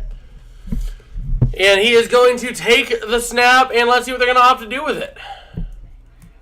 So he is going to take the snap, looking to throw, and he has a man that is caught. That is number 3. That is Pearson down to the 13 for a nice little gain of 7. So just like that. Man. So let's see what the Sea Dragons can do here as they are trying to cruise downfield and get themselves in the lead. So here we go. Ball is at the 13. 3rd down and 3. DiNucci in shotgun. Taking the snap. Hands off. That is Knox. Running out, bouncing out to the near side. Cutting up the middle. Still on his feet as he bounces to the outside to the 5. Touchdown! Sea Dragons. And just like that, the Sea Dragons are going to go up 15-8. Man. So here we go. I think if you're the Sea Dragons, you're going for 3. Because if you go for 3 and you're up 2 scores. So, yep, they are going to go for 3 here to try to go up 2 scores. So, can DiNucci get something here for the 3-point attempt? Can he convert? DiNucci going to take the snap, going to toss it away to the corner, and there's a flag on the play. Hold on. Just wait here. We need to wait and see what the penalty is.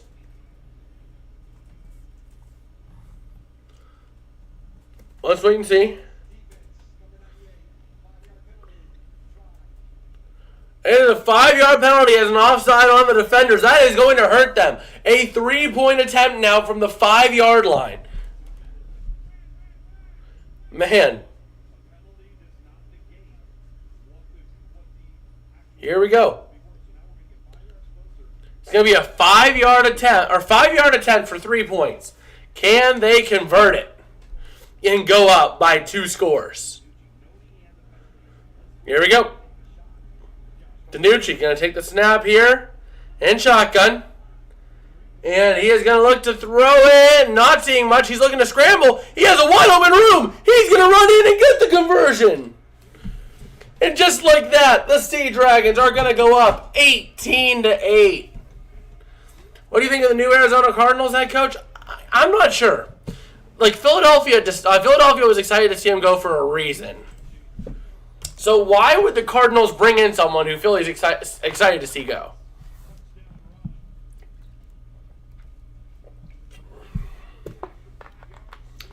All right.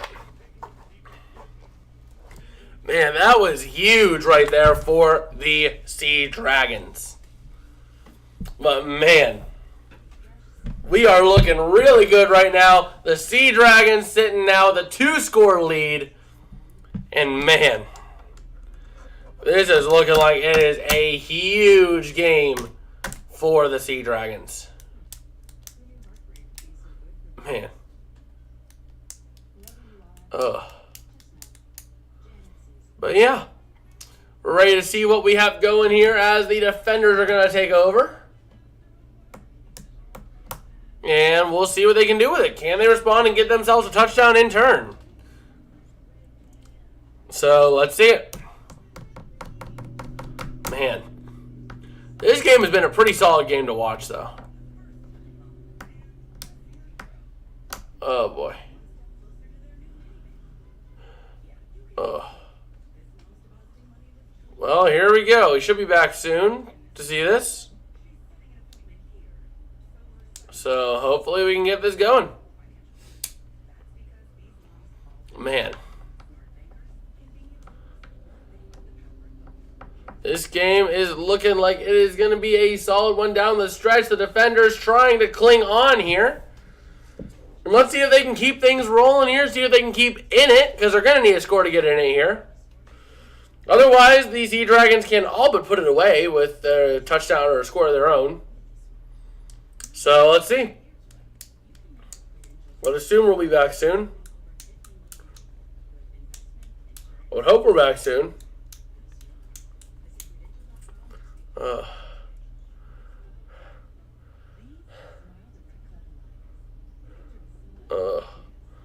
All right. Are we coming back soon? I hope so. Come on. Yep, it looks like we are coming back here. All right. Well, let's take a look here. So here we go. We are back and ready to see what the defenders can do. All right. XFLshop.com. I'm going to have to go there. So here we go.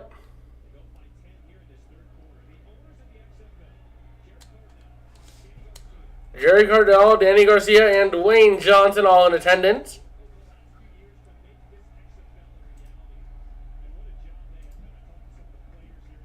Man, they have been to every single game this weekend, and here we go. All right, so the kick is up, it is away, and it is going to be returned all the way up to the 32, just about. To the 30. No, to the 32 for a 24-yard return by Tamopu. Something like that. I'm butchering that name really bad. I know it. So here we go. Like I love the fact they're playing aggressive on this.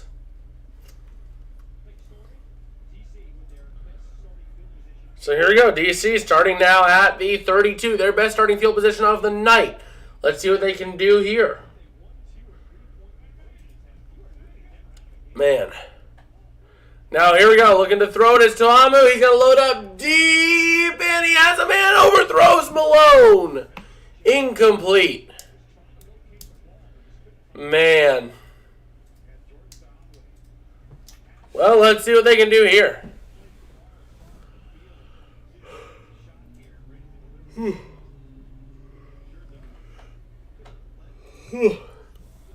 Well, here we go. 2nd and 10 coming up now for the defenders. And it gets blown dead as a flag comes up. False start on the defenders. That is going to hurt them pretty roughly. So here we go. Can the defenders get this going, or will this end in disappointment? We're ready to figure that out. So here we go. 2nd and 15, ready to go. Ta'amu, pressure coming. He's going to throw it incomplete. Intended for Armstead, having to throw it away. Man. And Seattle really pouncing on this opportunity here. Illustrating Jupiter says, I'm happy as a Battlehawks fan. Comeback win. Yeah, I know. The Brahmas lost. At least the Sea Dragons will probably win. So here we go. 3rd and 15 coming out now for the defenders. And he's going to toss it out to the near corner. Almost intercepted. Man, intending for Malone. But Peoples-Jones almost on the interception. Let's see. Would you like to see the 4th and 15 in the NFL? I would. Like, look at how that changed the game. If they don't have the 4th and 15 as an option in the XFL, that comeback does not happen earlier. That earlier comeback today does not happen. Here we go. Here comes the punt. Up and away to McKnight. And it is going to be all the way back to the 20 received. And he goes down at the 18. Ball comes loose, but he covers it. Back at the 18. All right.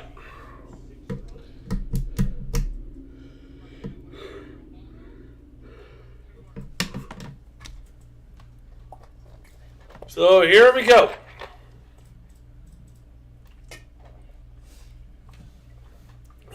Greg Williams, the defensive coordinator for the Defenders. Trying to get his right call in here. And let's see it. Here comes the play. And it looks like we have a flag on the offense. Man. Was that a legal formation if I'm not mistaken? That is brutal. Now, 1st and 15 at the Seattle 13 coming up. And Lemons are coming on the field.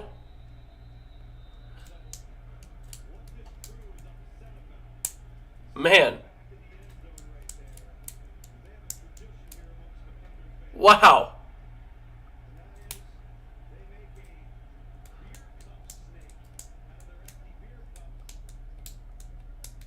And they're throwing Lemons on the field.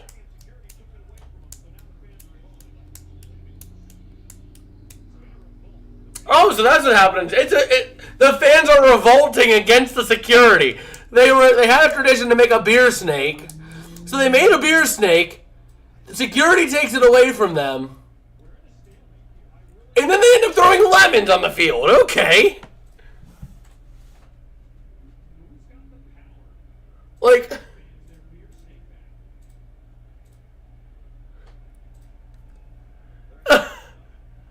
They have a message just saying not throw anything, but everyone's like, bring the snake, or something like that.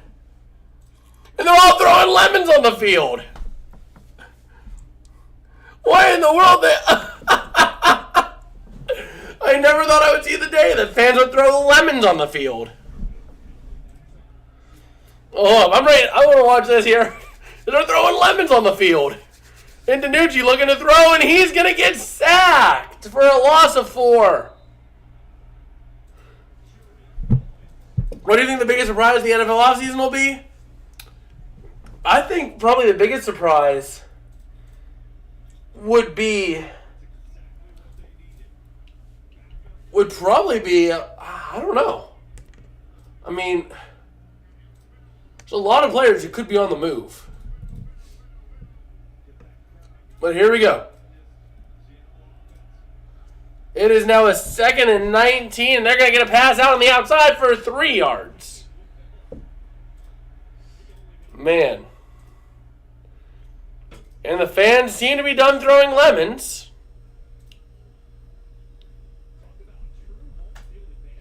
And some guys, they're in a Rams jersey. That's a Jalen Ramsey jersey. I'd know that any day of the week.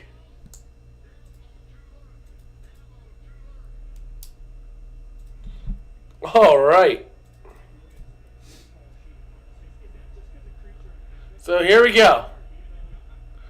Ready to throw here. So DiNucci going to try to make a pass out here on 3rd and 16. It's intercepted. Back to the 15, 10, 5. Touchdown, DC. And that is a touchdown for the DC Defenders.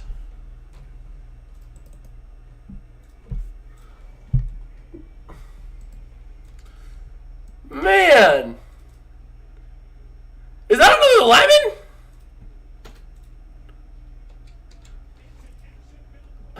Well, there we go. Lemons.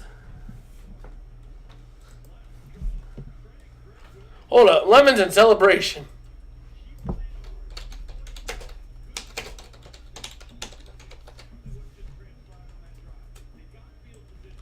Man.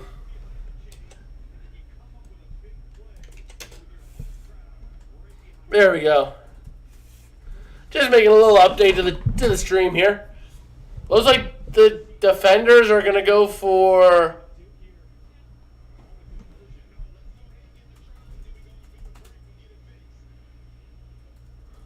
Let's see, are they going to go for 2?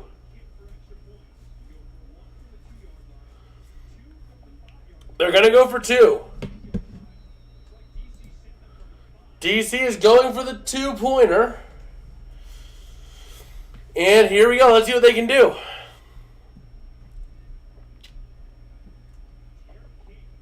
They're going to take the snap and hand off. That's Murphy up the middle. And that is good.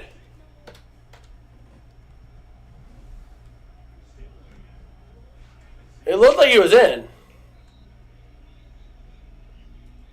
Even the Sea Dragons are saying it's good.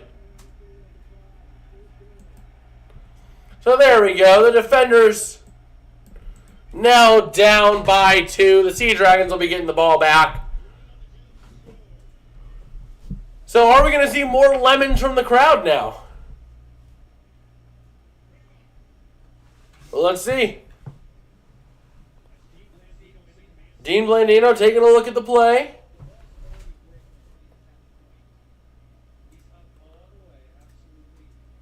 So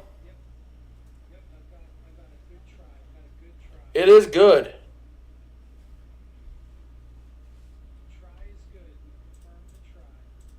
They have just confirmed the try. What do you mean your number's off? My number's off on the DC side. I know whenever I first adjusted the score, it was a little bit to the right, but now it's good. It should be good on this end.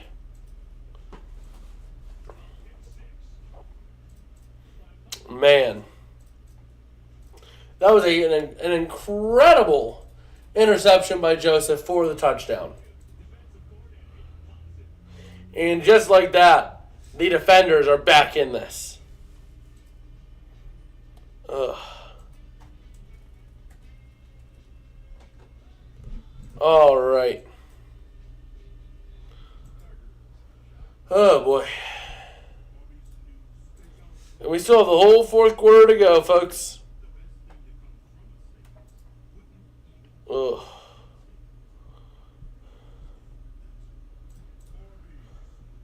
All right.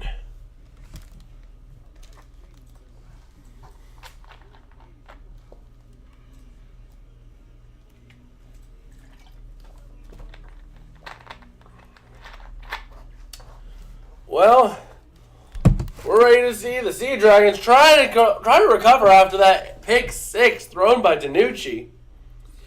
Not sure if they'll be able to get it, though. I mean, it was a really rough one. Really rough interception. Like, man. We'll have to see. Oh. Okay. We should be back here momentarily. I would assume we have 6.5 minutes remaining in this third quarter.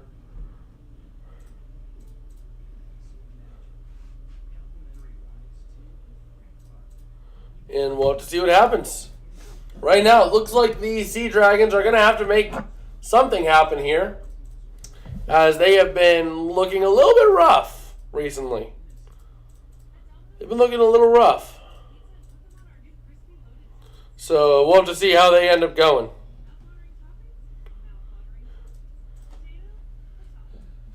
Ugh. Man.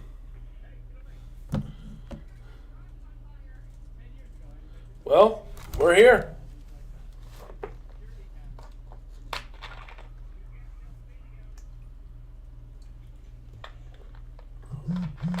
Well, what's happening?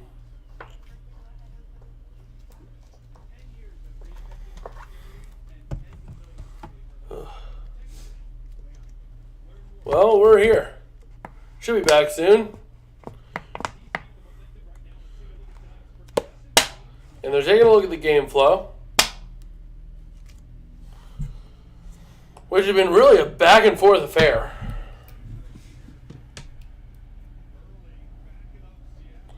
So, yeah.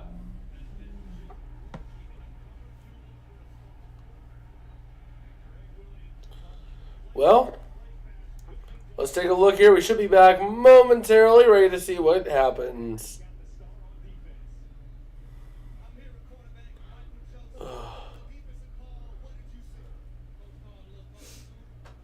All right. should be good here. We should be ready to see the kickoff, and we'll see the Sea Dragons try to make something happen. And here we go.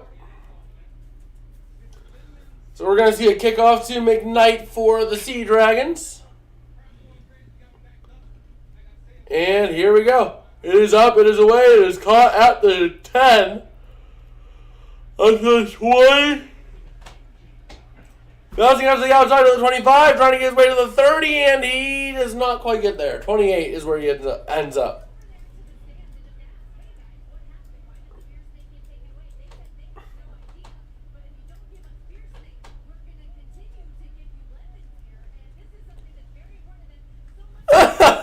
So when the officiating crew went to talk to the fans, right? So they say, the officiating crew says, why was the beer snake taken from you? And they say, we don't know, but if you don't give us beer snake, we will give you lemons on the field.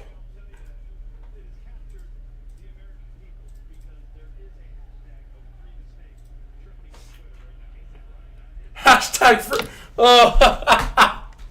Oh, here we go, looking at the row.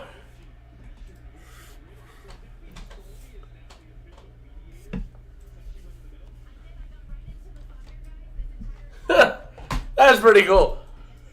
No, you don't give us beer snake, we throw you lemons. We give you lemons if you don't give us beer snake.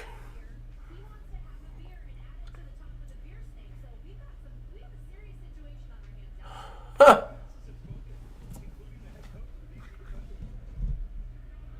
Well, here we go, ready to see what we have rolling for the Sea Dragons. 2nd and 10. Danucci going to look to throw it. Incomplete for Pearson.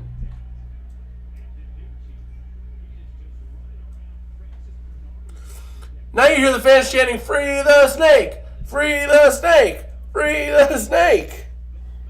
But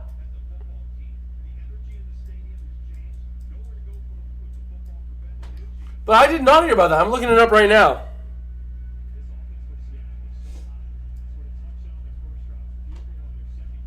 Huh.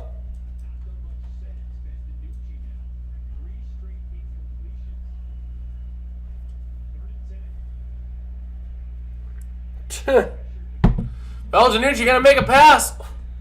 It's going to be caught by Ellison for a gain of 4. And that's about it.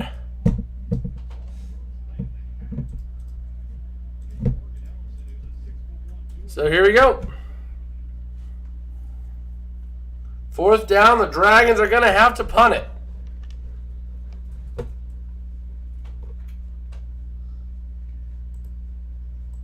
All right.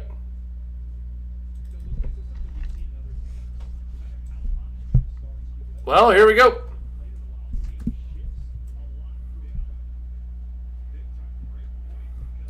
Here comes the punt. It is up. It is away. And it's going to be caught about the 24 to the 25, out to the 30, out to the 34, maybe the 33. We'll see where they spot it. Steven Stanek saying close game here. Yes, sir. And we're seeing lemons being thrown on the field because a beer snake was taken from them. The fans had a beer snake going. The security took the beer snake from them. So the fans started throwing lemons on the field. So hashtag free the snake.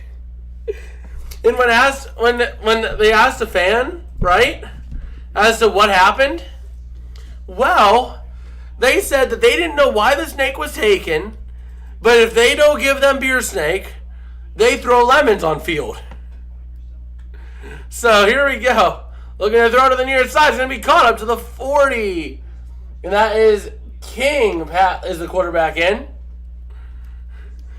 Yeah, now you have on Twitter, hashtag free the snake is trending. That's an interesting hashtag, free the snake. Could mean a whole lot of things there. But free the snake. And then King gonna look to rush. He's gonna get about maybe a yard.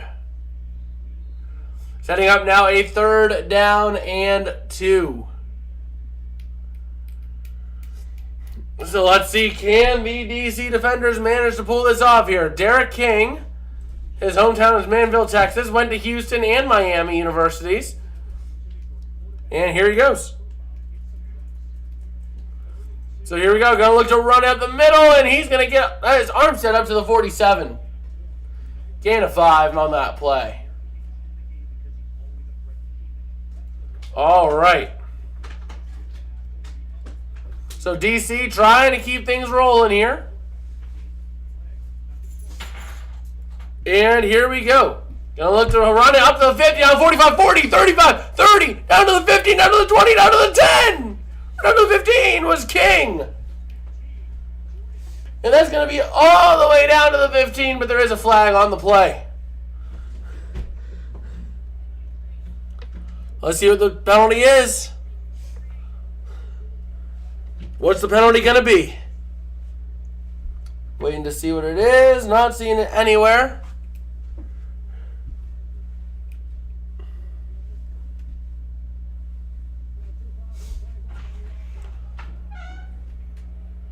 Holding. Both on the offense.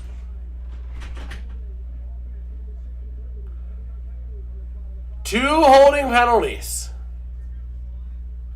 That is brutal.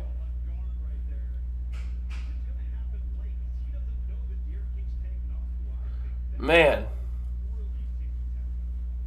That is brutal.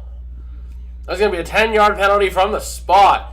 So with 2:45 and rolling, the ball is at the 41, their own 41 for the defenders. They're going to try to run it up the middle to the 45, up to the 50, down to the 47. 48 they're going to call it for a gain of 11.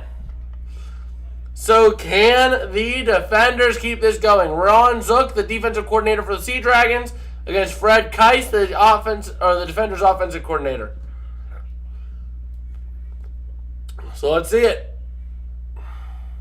They're making their play calls, and here we go. Ready to see what the defenders can do here. 2nd and 5 coming up now from the 48 of the Sea Dragons. And here we go. They're going to take the snap, looking to throw. Is King. He throws it up deep to the far corner. It's going to be intercepted. No! Wait a minute. Okay, they're going to say incomplete, hit the ground. Do you think 8 teams is too small of a league? I don't think so. I think 8 is just big enough for a starting league, because the more teams, the more financial investment you're going to have to make. And there is an injured Sea Dragon. Stevens is the guy, injured. But I think 8 teams is a fair number for a starting league, because you have enough to have competition, but you're not investing too much capital at the beginning to make it, like, crazy. Because you have to remember, each team, you have to work out roster space, salary cap allocations, logistics to get that team situated with the league. You have a whole bunch of financial capital that needs to go in order to get a new team. Hence why there are fees to bring new teams into leagues.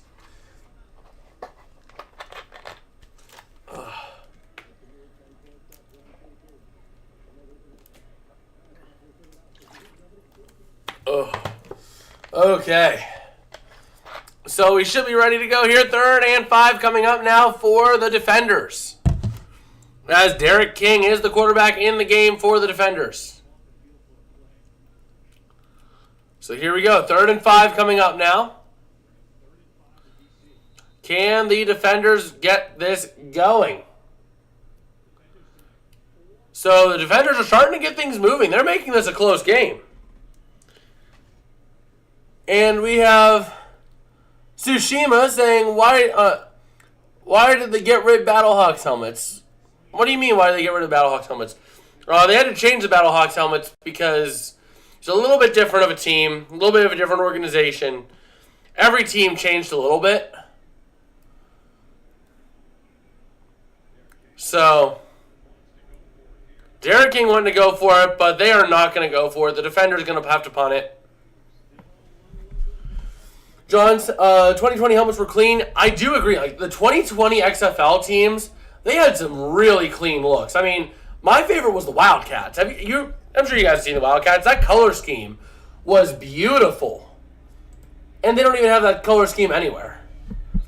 And John saying XFL and USFL maybe possibly merge. I would not be opposed to that. In fact, we were talking about this earlier. One thing I would love to see as a possibility is maybe a partnership eventually. If the XFL merges with the USFL, keeps the XFL name, and expands over the next couple of years, right? To where you can support 32 teams, work out a deal with the NFL, to where you can have kind of like a call-up and send-down system like you have in Major League Baseball. So kind of like you have AAA and AA and all that. You could have like AAA football, whatever you want to call it. And John saying the 2020 helmets were nice. Seattle helmets this year's nice. Tsushima saying, yes, I've been saying that. Yeah, 2020 had some clean looks. 2020 did have some clean looks. And there's no point in having two spring leagues. I do agree with that as well. I mean, I would love to see these two leagues merge and be able to expand to eventually create like an NFL minor league system. I would love to see that. So like you could call up a player if they're really doing well, you know? So you have that extra space on the roster. That would be really interesting if you ask me. And here we go. Danucci looking to throw on 2nd and 7. He's going to scramble with it, and he's going to get sacked. And he's going to lose some yardage. So we're going to have to see what it is here. But, man. Back some people and send people down like the G League. That's what I'm saying. If you have this league partner with the NFL after expanding, right? You could have one basically subsidiary team per NFL team. Kind of like how you have, like the Padres have their farm system that goes down. Every MLB team has a AAA, AA, and high and low single A. Well, do that with the NFL. Have like a single A NFL. And let's see, I think it'll be okay living in a city with a minor league NFL city. That would be pretty interesting. Steven's saying, I think if both the NFL and XFL had 32 teams each, they should do a worst NFL team and best XFL team switch. I don't know about that. The one thing I do think would be the best, though, would be to have... Yeah, USFL is 8 teams, John, so it would be 16 total, combining them. You would have something weird. You would have 2 Houston teams in the same league. We never see 2 Houston teams in the same league. But definitely, I mean, I'm not sure if I would agree with Steven's decision of saying, having the team switch. Just because I would love to have a minor league system a lot more. So you could have a system where, let's say you have a player that's heavily underperforming and a player on your affiliate team is just balling. Make the swap, you know? Make the swap. Have the minor league teams have access to similar facilities as the major leagues, and boom. Exactly, just like that, John. Just like that. I would love to see something like that for the NFL. Like, if you could have that system and then be able to call up and send down players, you know, have them work out a little bit, practice during the regular season, maybe play some scrimmage games, and then have them play their actual league during the spring. Have it where, like, you can't send down or call up during the spring, you know, but you can call up and send down all you want all regular season. You know? Steven sounds like promotion and relegating in European soccer. It'll never happen, though, knowing the NFL. Yeah, the NFL will not swap their teams with other leagues.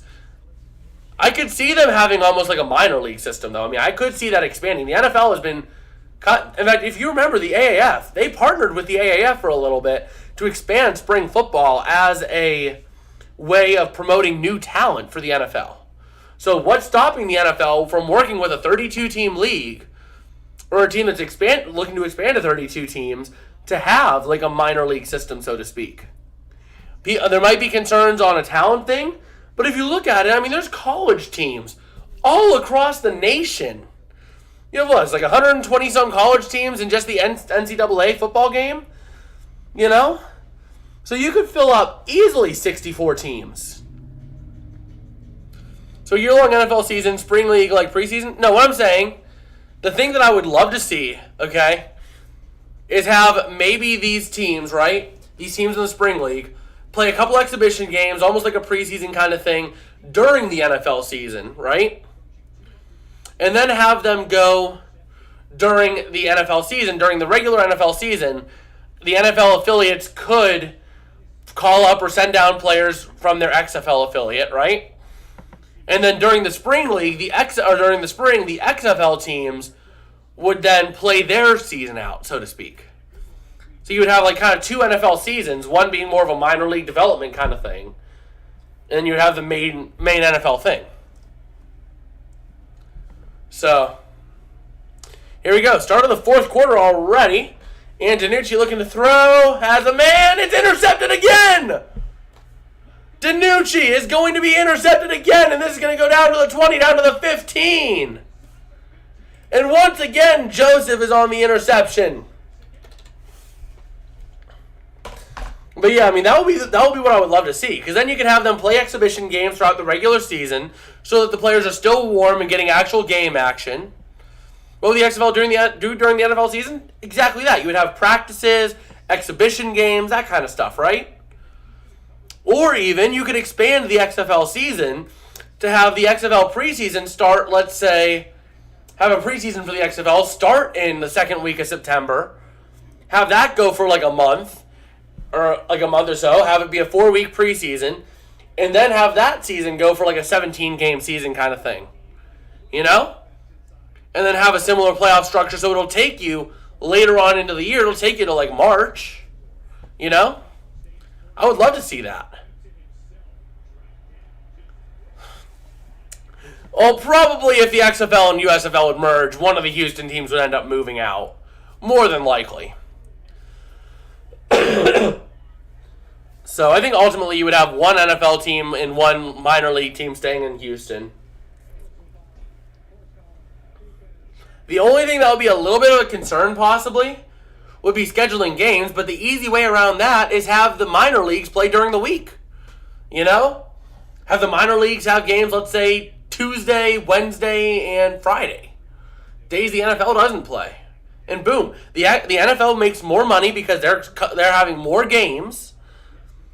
The XFL has players working on developing to go to the NFL. The NFL has more of a developmental side, and you have more of the NFL dream being able to do stuff.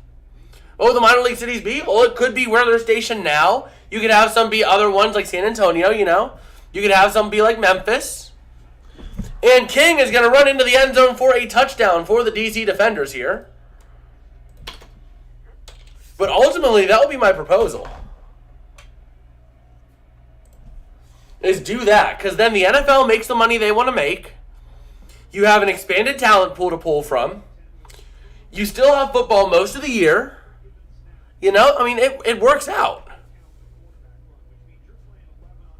So, I think ultimately that will be a really good thing for the NFL to go down. Try to partner with one of these leagues and expand it. Steven saying, I already miss the NFL. That is kind of true.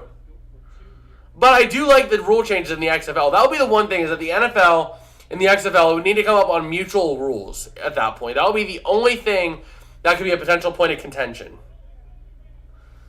And Tsushima saying this is a good game. Oh, yes.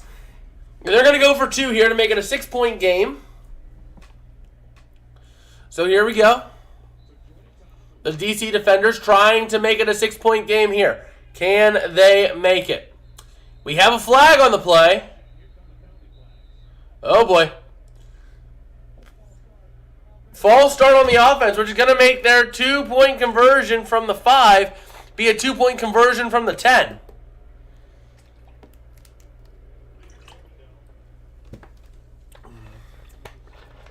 I'll let you create a list of possible minor league cities for each NFL team. Oh, St. Louis would be a Rams affiliate. Not sure how I'd feel about that. I don't know. I mean, affiliates would be wherever they would find the best affiliate to be. But here we go. It's a 2-point attempt now from the 10. And here we go. Looking to throw over the air. Pressure starting to come, though. He's going to get sacked. No good attempt on that. Seattle's going to have the ball down by 4 with 14-14 remaining in regulation tonight. But there is another flag now on the play. Yeah, John, those ones do sound all right.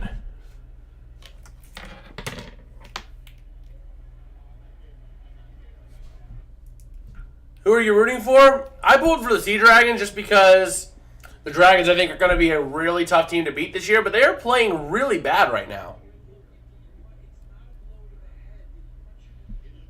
Oh. What's the worst team looking? What's the worst looking team? Well, I think it's Las Vegas Vipers. Oh no. I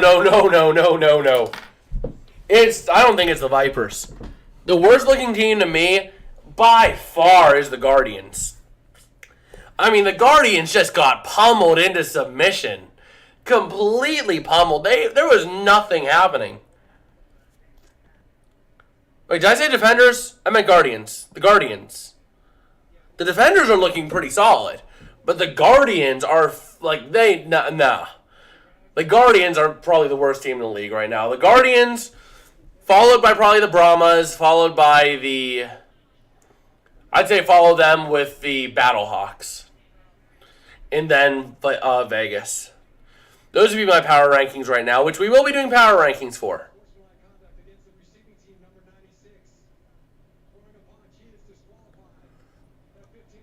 Oh, number 96 is going to be disqualified. Joseph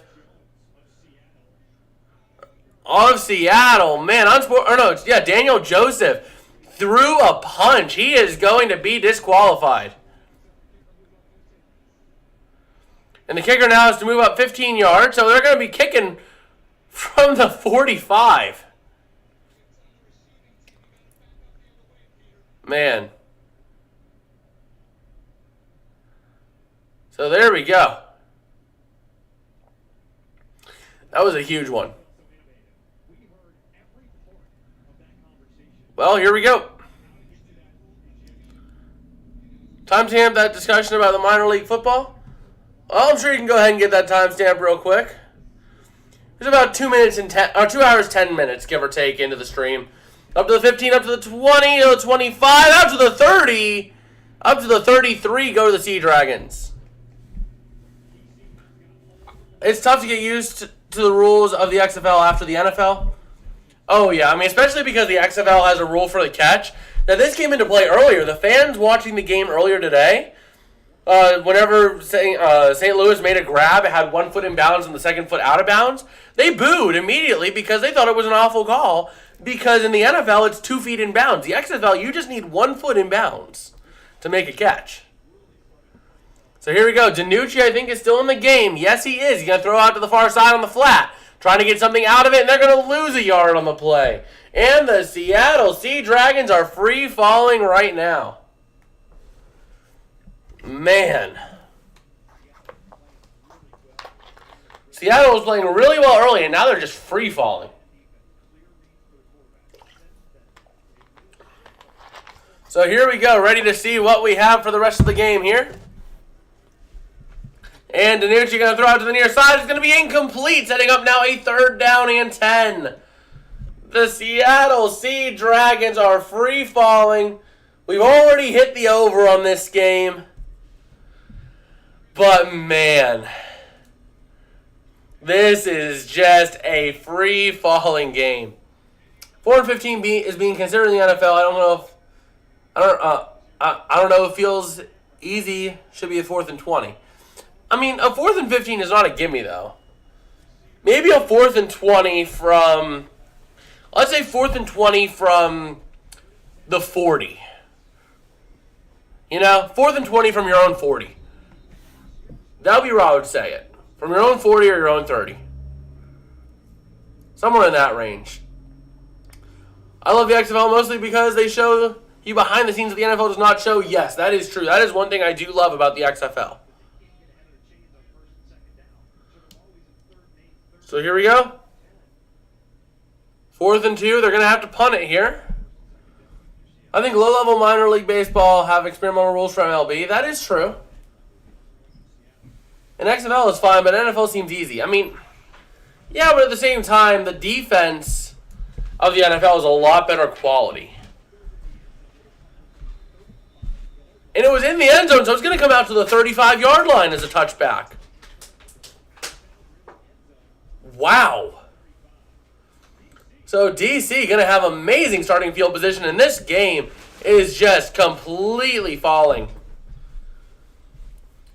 But yeah, I mean, that is just brutal.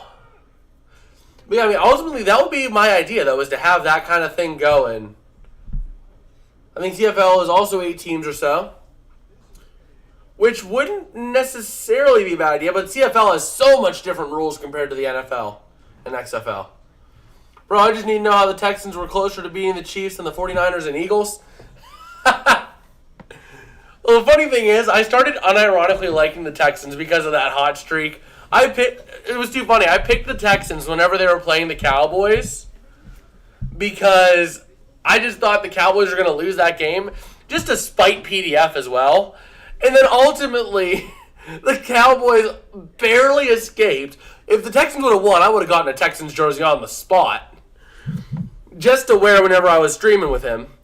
And then you had the Texans come back the very next week and almost beat the Chiefs. Tsushima saying crowd attendance is pretty good for the first games. Oh, that is true. Crowd attendance has been amazing this week. I mean, the fact that you had enough of a crowd to make a beer snake and have that crowd get riled up to throw lemons on the field. That takes a lot of people to be able to do that. And they still have lemons on the field from that. That was an interesting incident, I will tell you that. I have seen a lot of things, but I have not seen lemons being thrown on the field. So, that was a first for sure tonight. But man, looks like Thursday we should be able to cover the game on Thursday. Maybe not Saturday, because I believe I work till like 8 or 9, which is going to be kind of rough to stream a 7 p.m. game, so. And Tsushima saying Houston has worst front office and franchise. They suck at baseball, football, and both. Front offices are bad. Yeah, I mean, that's true. I mean, Houston really struggled after Oscar the Grouch helped them win a championship. And I mean, I don't really know as much about baseball. I know they made it this year. They happened to overcome that curse, but especially the Texans front office. I mean, since that whole Deshaun Watson situation of wanting to leave the team, that team just completely bumbled it. They should have traded Deshaun as soon as he wanted out, and they made it clear. But, yeah. So, we're taking a look now at why the flag was thrown with the punch. Huh. Well,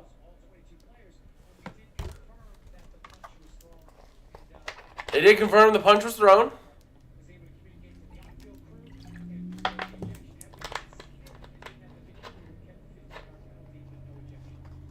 Man. I feel bad for Philadelphia fans losing Super Bowl and World Series. Oh, just wait till the Flyers make a somewhat of a miracle run to the Stanley Cup and lose as well. And then the 76ers come out of the grave and decide to make it and lose again. Yeah, me too. Yeah, I mean, I agree. Like, that whole situation was just awful. Last play was holding, though. Yeah, I mean, a lot of people were talking about that situation. That last play in the Super Bowl, was it holding? Yes. Should it have been called in that situation? I don't believe so. It was very, very, very minor holding. If you're going to call holding on that, you're really, really, really towing the line as to what holding is.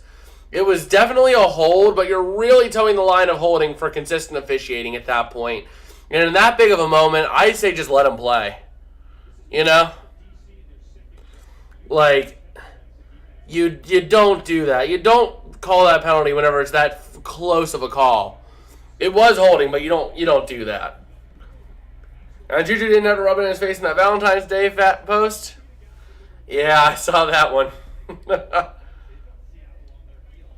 I agree. I call changes of the games for light call. Yeah, I mean, it was such a light hold. I mean, was it a hold? Yes. You saw the arm wrap around. It was a hold. You saw him get into the shirt and kind of grip a little bit, which is, by textbook definition, a hold. But in that situation, can you, in good conscience, make that call when you know it didn't have that much of an outcome on the play? that ends up screwing a team out of a potential chance of the Super Bowl. And we got Glenn Davis in the chat saying, "Go Dragons," from Chehalis, Washington. And taking a look here, the Defenders are trying to make a comeback here. I mean, I want to see the Dragons win this, but the Defenders have just been destroying this game. You know, Steven saying, so was the call at the so was that call at the end of the Bengals championship game? Yeah, I mean, that was true. That whole situation was just a mess, though. That was a mess of a situation. That was just really brutal for both sides. So that was just an awful situation. But overall, I mean, I think that Super Bowl call was really a pointless call. You don't call it when it's that light of a call in that situation, basically meaning the end of a game. But here we go, 9:46 and rolling left in regulation here. The Defenders up by 4, starting to drive downfield at the Sea Dragons 34. They're going to take the snap, and they're going to look to do something with it, but they're not going to get much. Glenn Davis asking, are you going to live stream all the Dragons? I'm going to try to stream as many XFL games as I possibly can. Now, sometimes work schedules will interfere with it, but as many of these games, for just in general for the XFL that I can stream, I am going to. Like, I know for a fact we should be live this Thursday, unless I have to stay late at work and I have to stay there for whatever reason until 10. But I should be able to get back and stream coverage of that game, even if it's only half the game. But I should be able to cover most of it, if not all. It'll really depend on work schedules, but I mean, I'll be streaming as many of these XFL games as I can. And they're trying to run on the outside. That is Armstead getting a little bit of yardage. And that was enough for a first down. Steven saying, I feel like Mahomes is being favored by the refs. I mean, there's time. I feel like the NFL is not. There's a lot of debate of, is the NFL scripted because of this? I don't feel the NFL is scripted. I feel like the NFL has its favorites that it'll like bias towards. I feel like there are definitely some of that exists. But ultimately, I think that it's not really this is going to happen. It's just we like this player and we call looser on them because of situations. But here we go. We're going to try to get another run up the middle up to about the 22. Setting up a second down here for the Defenders. And Tsushima saying, what's y'all's favorite team? Mine is Orlando. Also talk about the first game. Well, you see, my team, for personal reasons, is the Brahmas. Mostly because I grew up in a Steeler household. Steeler fans all around. My earliest memories are my dad screaming at the television when the Steelers were on. I vividly remember those. But because of that, and I grew up in the early mid-2000s and into the late 2000s, right in the era where Hines Ward was just dominating. So, I got to support Hines Ward, the quarterback, or the coach, so. Here we go, ready to see what the DC Defenders can do here. 3rd and 7. 7:20 remaining and rolling. The Defenders trying to get down here. And here we go. 3rd and 7 here. Let's see what they can do. Ball is at the 25-yard line of the the Dragons. Throws over the middle. Is going to be intercepted by the Sea Dragons at the 20. And just like that, the Sea Dragons have the ball and will be controlling their destiny once again. With Steven saying, I like the Battlehawks, but they aren't very good. And Tsushima saying, y'all won. Well, I mean, yes, St. Louis won, but at the same time... Wait, are they throwing lemons at the players? They're throwing everything at the players. They're throwing, cups of beer at the players. As the Sea Dragons players went over there and kind of did that, thing you do right at the end zone. And they're just throwing stuff at the Dragons players. Okay. But yeah, I mean, the thing is, San Antonio completely outplayed St. Louis for 58 and a half minutes of that game. St. Louis just completely collapsed in the last minute, or San Antonio collapsed in the last minute and a half, but St. Louis got outplayed by San Antonio for that whole game. So, Tsushima saying San Antonio home jerseys are fine, and that interception was luck. Hey, it works out, right? The Dragons do now have a chance. If this is in the NFL, he would get what is it, $100,000 fine? Yeah, so the thing is that the fans were just... It all started with the fans having their beer snake get taken from them. So they start chucking lemons on the field, saying, "You no give us snake, we throw lemons. Lemons attack." And then you have the Sea Dragons getting a pick, running down to the other end zone, looking at the fans, and the fans just chuck like plastic beer cups at them. Ugh. And nothing's happening to the fans, too. That's the funny thing. They are doing literally nothing to these fans. They're just saying, "Please do not throw stuff onto the field." Ugh. Man. So here we go. The Sea Dragons going to have a chance now to make something happen here. Let's see if they can do it. The NFL will take away timeouts. That's true. But I just can't believe all this started over a beer snake.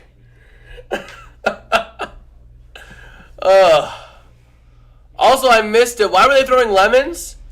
They were throwing lemons because security took away the beer snake that they had made out of the beer cups, the fans. Security took away the beer snake, so the fans just started throwing lemons on the field. That's why they started throwing lemons in the first place. Such a stupid reason, too. They take the beer snake, and then they get interviewed. A fan gets interviewed by the one of the ESPN crew, and they say, they're like, "Oh, do you know why they took the beer snake?"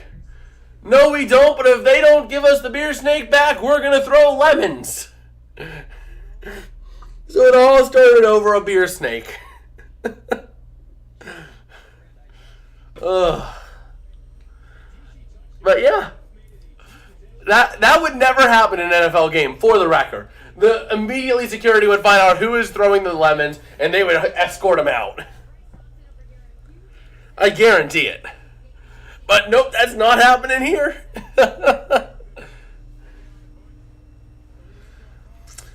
But man. Oh, we're ready here. Bryce Thompson was the one that got the interception.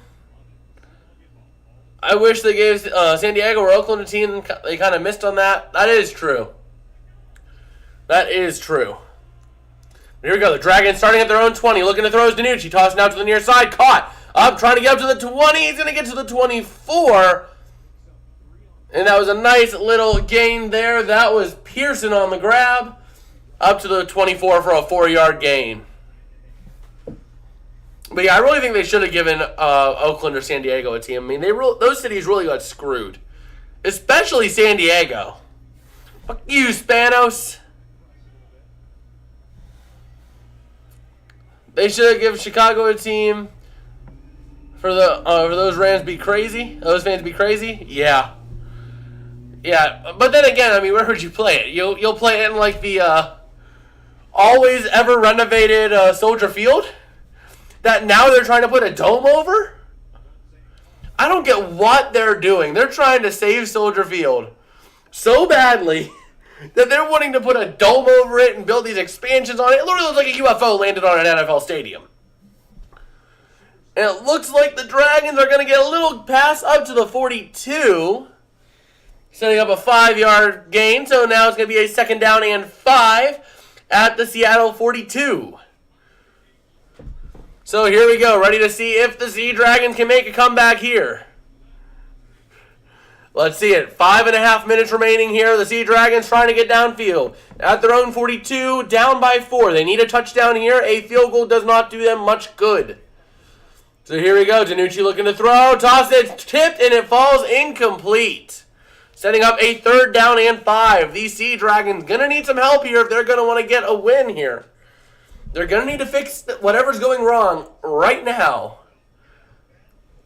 and try to get it working. But let's see if we can get it working here. So here we go. 3rd down and 5. The defenders up by 4, but the Dragons starting to drive. Now, Ben DiNucci's going to need to get something going here. He's going to need to work some magic. The showing blitz, the defender's blitzing. DiNucci throws over the middle. Is going to be caught. That is going to be enough for a first down at the 49 of the defenders.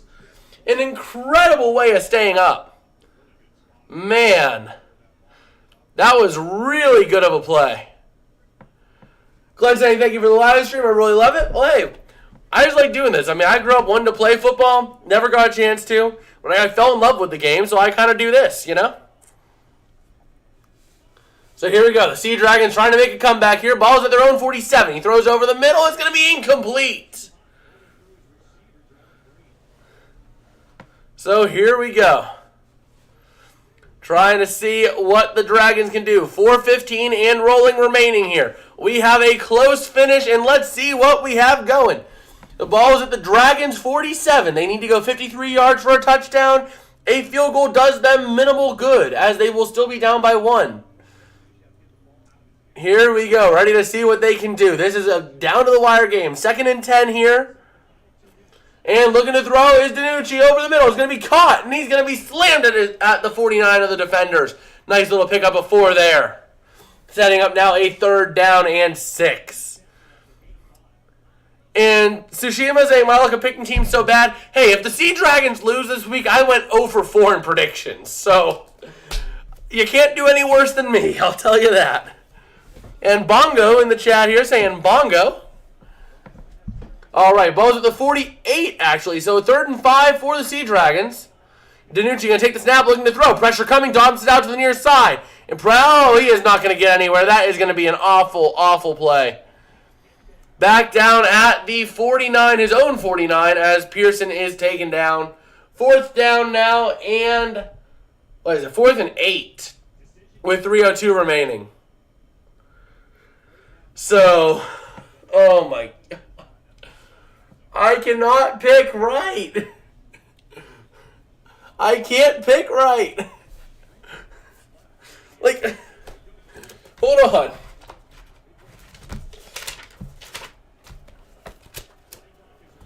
My predictions this week. Las Vegas, Orlando, San Antonio, Seattle. If you watched the video we did, you knew that, but yeah. I'm 0-3 right now going into this. And it looks like a 4th and 8. It was not converted, so DC is going to have the ball back. In the NFL playoffs, I started 5-1 in predictions and then went on to have a 6-7 record. Oh, in the NFL season, I didn't do too bad in the NFL season. If I take a look at how I did, let me see here. So in the NFL season, I went 161, 108, and 2 on the regular season. So I didn't do too bad. And here we go, trying to get a run up the middle. They're going to try to burn a lot of time here. And this will take us to the 2-minute warning here as a DC gets a nice little 3-4 yard run. Tsushima saying Orlando was a bad one. Yeah, I mean, I didn't know what to expect out of these teams. So I just kind of took a shot in the dark. Tsushima saying I had Miami winning the Super Bowl. Well, Seattle's going to burn a timeout here. So 2:26. Burning a timeout. Hey, Tsushima, you're going to get a real hoot. So I predicted every single game of the NFL season next year. Way too early predictions. And I'm doing, guys that know, I'm doing a whole series on YouTube on this, right? Well, I'll give you guys a little sneak peek at my Super Bowl 58 matchup. I have the Jacksonville Jaguars squaring off against the Detroit Lions. That would be a Super Bowl to watch. Steven had the Chargers winning the Super Bowl at the beginning of the season. Well, for next season, I have the Lions winning a Super Bowl, okay? Who's with me on the Lions bandwagon? Woo! Actually, I need to grab something. Where is it? There it is. I got a little something I want to show. Since we're talking about this, and I'm talking about picking the Lions winning the Super Bowl next year, how about this? Number 16, Old Color Rush jersey, Jared Goff. We'll finish up the stream in this jersey. Why not? And Tsushima's saying that would be epic. Yachtbot saying, is this game on now? Yes, it is. 2:24 remaining. Seattle did burn their second timeout. Jared Goff ball. Yeah. Yeah, I got this. This jersey was always known as the banana around my school. I love to see the Lions or Jags get a ring. I would too. But here we go. They're going to try to go for another run. Try to get something on 3rd and 5. Not going to get there after a gain of a couple. So now we're sitting here with a 4th down and 2 at the DC 41. And it looks like we might be seeing a punt as the Dragons are going to burn their 3rd timeout here. So the Dragons are going to have one more clock stoppage left and whatever they can do in terms of first downs. Jags owner is my favorite owner, don't question me. Oh yeah, the one that has the one that went dressed as clowns because they hated their GM. Yeah. I still can't believe that.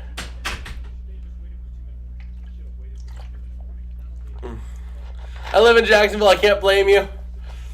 Yeah, that was ridiculous. Like, really? They're gonna go as clowns because they think they suck. But here we go. It looks like DC is gonna go for it here on 4th down and 2. This is gonna be the game right here. If DC can make this, it is going to be game over. DC is gonna take a timeout here. But it looks like DC is going to go for it here. So DC with a first down would just about win. Oh, besides the coach hire, you know who I'm talking about. So here we go. Let's see what we have. Man. 4th down and 2. They're going to try to win it. DC gonna try to go for it here. If they make it, they win the game. They all but win the game. Just figure you can burn 35 seconds. 35. 70. Yeah. Yeah, a field goal wins it. Or a first down wins it. They're gonna go for it, and he's gonna be stopped short! The Dragons are gonna take over at the DC 45. Or 44, sorry. So just like that, the Dragons will have a chance with 2:11 to go. They're going to have one de facto timeout in the 2-minute warning coming up here, and we'll see if they can keep this going. Man, that was a design QB sneak, and it was blown up. So here we go. Can the Sea Dragons make me have one correct pick this week? I want one. I want one, man. Yachtbot's going for DC Defenders, but I just want one correct pick, man. I'm 0-3 right now. Like, why? And the Brahmas almost won today, too. But here we go. Danucci looking to throw. He's going to have a man. It's going to be through his hands. Incomplete. Man, 2nd and 10 coming up here for Danucci.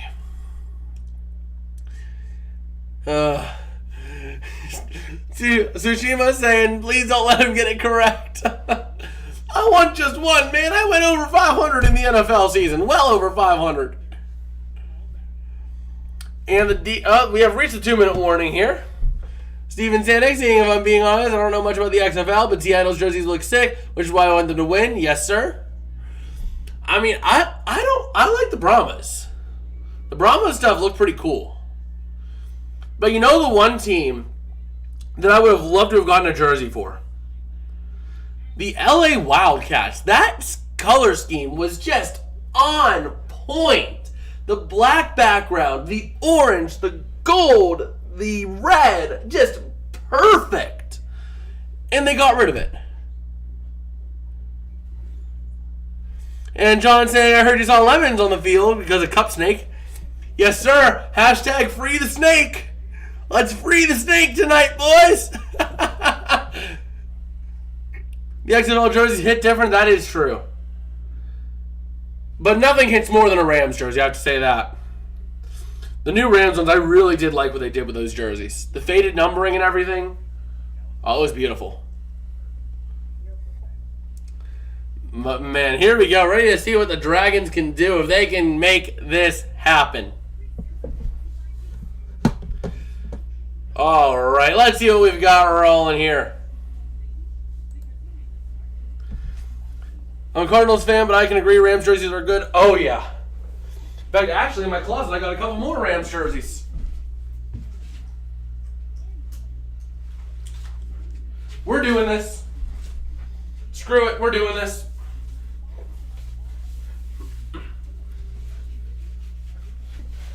We're doing this. There we go. Vipers are the worst. Tampa was bad, lol. Let's see here. John saying, should the XFL have a team called Cup Snake? That would be great. Cup Snake in memoriam for the DC Defenders. Woo! Rams house, boy! At least we got a ring in the last decade and didn't lose to the Steelers doing so. But, you know, seriously, I gotta have respect for the Cardinals. Like, the Cardinals have been down. The Cardinals have been down with us for a while. Like, you gotta have mad respect for that. You guys aren't the problem. The Niners are the problem. Get that straight. The IKEA ones are bad in my opinion. I mean, people are entitled to their opinions, but some opinions are right. Some opinions are just right and some opinions are just wrong, right? Nah, but you do you. Whatever you think. We can all agree we both hate the Niners then. Yeah, every time the schedule's released, we know when we're getting 2 losses because we never beat the Niners in the regular season. McVay cannot overcome Shanahan. Unless it's in the playoffs, then we can. That's why I don't have the Niners making a playoff run, because I have them meeting the Rams in the postseason. And here we go. DiNucci looking to run, looking to bank a pass with 2 minutes. He's going to throw it deep. It's going to be caught. And that's going to be down at the 34-yard line of the defenders. And that was Gordon on the grab. Josh Gordon on that one. Ugh. Rams and Cards felt big time. I mean, I expected the Cards to fall off because, I mean, I didn't see them as really a great team. I saw them as decent, but I didn't see them as like a great team that would be a playoff team, you know? Here we go. DiNucci going to toss out to the near side. It's going to be caught. That is Pearson up to the 34, back to the line of scrimmage. And Glenn Davis saying, yeah, who? Tsushima saying, stop, please stop. Oh. What, John? Is it something to do with the jersey, man? So here we go. Let's see. Can the Sea Dragons make this comeback here? 2nd and 9 coming up. DiNucci looking to throw. 1:09 and rolling. Remaining. DiNucci trying to get something out of this. He's going to be scrambling. He throws it away. Incomplete. 1:03 remaining. They faced those easy teams, and then when they went 7-0, I'm not one of those salty fans. Yeah, I mean, I never saw the Cardinals as a true playoff team. That was the thing. I saw them as all right. Like, they were definitely in a better half of the league. But Cliff Kingsbury, I knew was going to be something to hold them back. I mean, Cliff Kingsbury sucked. He would choke every time in the second half of the season.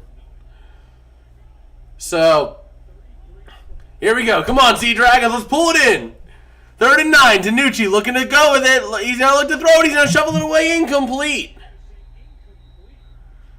And Steven going to say Murray sucked, to be honest. Yeah, I mean, Murray, there's only so much you could do with a quarterback who is all right in mobility, but is as tall as a middle schooler, you know? That's the thing. Is that Kyler Murray, there's only so far you can go with a quarterback who is decently mobile, but as tall as a middle schooler. That's the problem I have with them, with Murray. Here we go, DiNucci looking to throw, 4th and 9, pressure coming, they're trying to win the game here. And this is the game here, DiNucci going to throw it, it's going to be caught at the 16. Oh boy. That is a huge play, setting up a first down and 10 at the 15. And Tsushima saying Kyler Murray's just Baker Mayfield. He can't see the middle of the field. And Steven saying Tsushima, I think it's a little too far. And here we go. I mean, Kyler Murray's better than Baker Mayfield, though. I got to give you that. I'm interested to see where Baker Mayfield does go this offseason, though.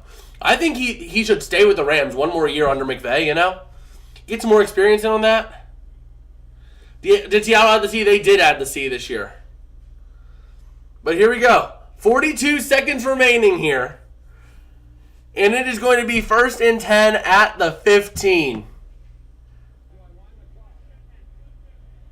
Here we go. Let's see it. Let's see what it's going to be. Were you scared when McVay was thinking about leaving the Rams? I kind of was, because no, we're not gonna be a one and done championship team. This year we were ravaged by injury, but just wait. Next year I think we come back a little bit better. But here we go, first and 10. DiNucci looking to make something happen. He's looking to scramble. He has room down to the 10. He's down to the 7. And he takes a shot on his way down, but it's gonna be third down and short. Oh boy, this is close. 35 seconds left. The Sea Dragons down by 4, needing a touchdown. Either way, this is a great end to a great game. And here we go. Can DiNucci pull it off? 3rd and 2 from the 7. Let's see if they can do it. 35 seconds left, so time's not really much of a factor. Here we go, looking to throw it. It has a man. That is Gordon. No, it's Pearson. He's close. Is he in? He's at the 1. He is at the 1. Pearson makes it to the 1. This is huge. Setting it now at the 1. Ben DiNucci is going to spike it. Oh my God. 26 seconds left. The Seattle Sea Dragons are 2nd and goal from the 1. You can't write it any better than this. You need 1 yard. If you get the yard, you win. If you don't get the yard, you lose. Just look at that. Here we go. 2nd and goal. Can the Dragons get in there? 26 seconds left. DiNucci going to look to throw it. He has nowhere to go. He's going to get dropped at the 3. And they're saying, DC's saying that DC has the ball. The ball seems to have been loose. Is it DC or is it Seattle? Wait a minute. Who has the ball? Is it DC or is it Seattle? DC thinks they have it. Seattle thinks they have it. This is a close finish. What is happening here? We're waiting for the official signal. They are giving no early word yet. You just see a DC defender and a Seattle Sea Dragon scrambling and fighting over that ball. Oh boy, it looks like DC has the ball! And that's going to be the game! DC defenders are going to win it on a fumble recovery. Ben DiNucci fumbling it, the DC Defenders fans throwing stuff all over this field, but that was a great finish to a great game. Unfortunate for me and unfortunate for all the Dragons fans, but that was a spectacular finish. And the ball was clearly out in a clear recovery by Books. Man, that was about as good of a finish as you can get. Man, what a finish. I cannot believe that game finished as close as it did. And now DC just needs to kneel once and it is going to be game. And just like that, Seattle is going to fall 18-22. Ugh. Man. That is brutal. Good way to end the opening weekend. I agree. Man. And DC really having a great game. Tsushima saying, I almost had a heart attack. It was a close game no matter what the result was going to be. Unfortunate that the Sea Dragons ended up losing, but it was a great finish either way. But man, if you guys did enjoy this stream, don't forget to smash like and subscribe. It tells us we're doing something right around here. We're also honing in on 350 subs at this point. We're on the road to that. So, subscribing helps out a whole lot, and it'll also allow you to be notified when we upload our content, which will be mostly XFL focused with some NFL here and there. But yeah, Steven saying, great stream, I loved it. Thank you, sir. Glenn saying, when is the next game? I believe the next game is Thursday night at 9, if I'm not mistaken. And we will be live for that game. So Thursday night at 9, we will be live right back here. But we'll also have a prediction video going out Thursday, a recap video out tomorrow, and a power ranking video out Wednesday. So a lot of content coming your way this week. What is next week's wet matchup? Let's take a look at them. Let us take a look at the schedule for week 2. I know it's the Battlehawks versus the Sea Dragons, which the Sea Dragons should fairly easily win next week. Just looking at the preliminary results and just seeing what I think, Adam. What time zone, Glenn? It is going to be Eastern time. All my times are Eastern just because that's usually what I operate in. But yes, it'll be 9 p.m. Eastern time. So week 2, we have the St. Louis Battlehawks at the Seattle Sea Dragons kicking it off on Thursday at 9 p.m. Eastern.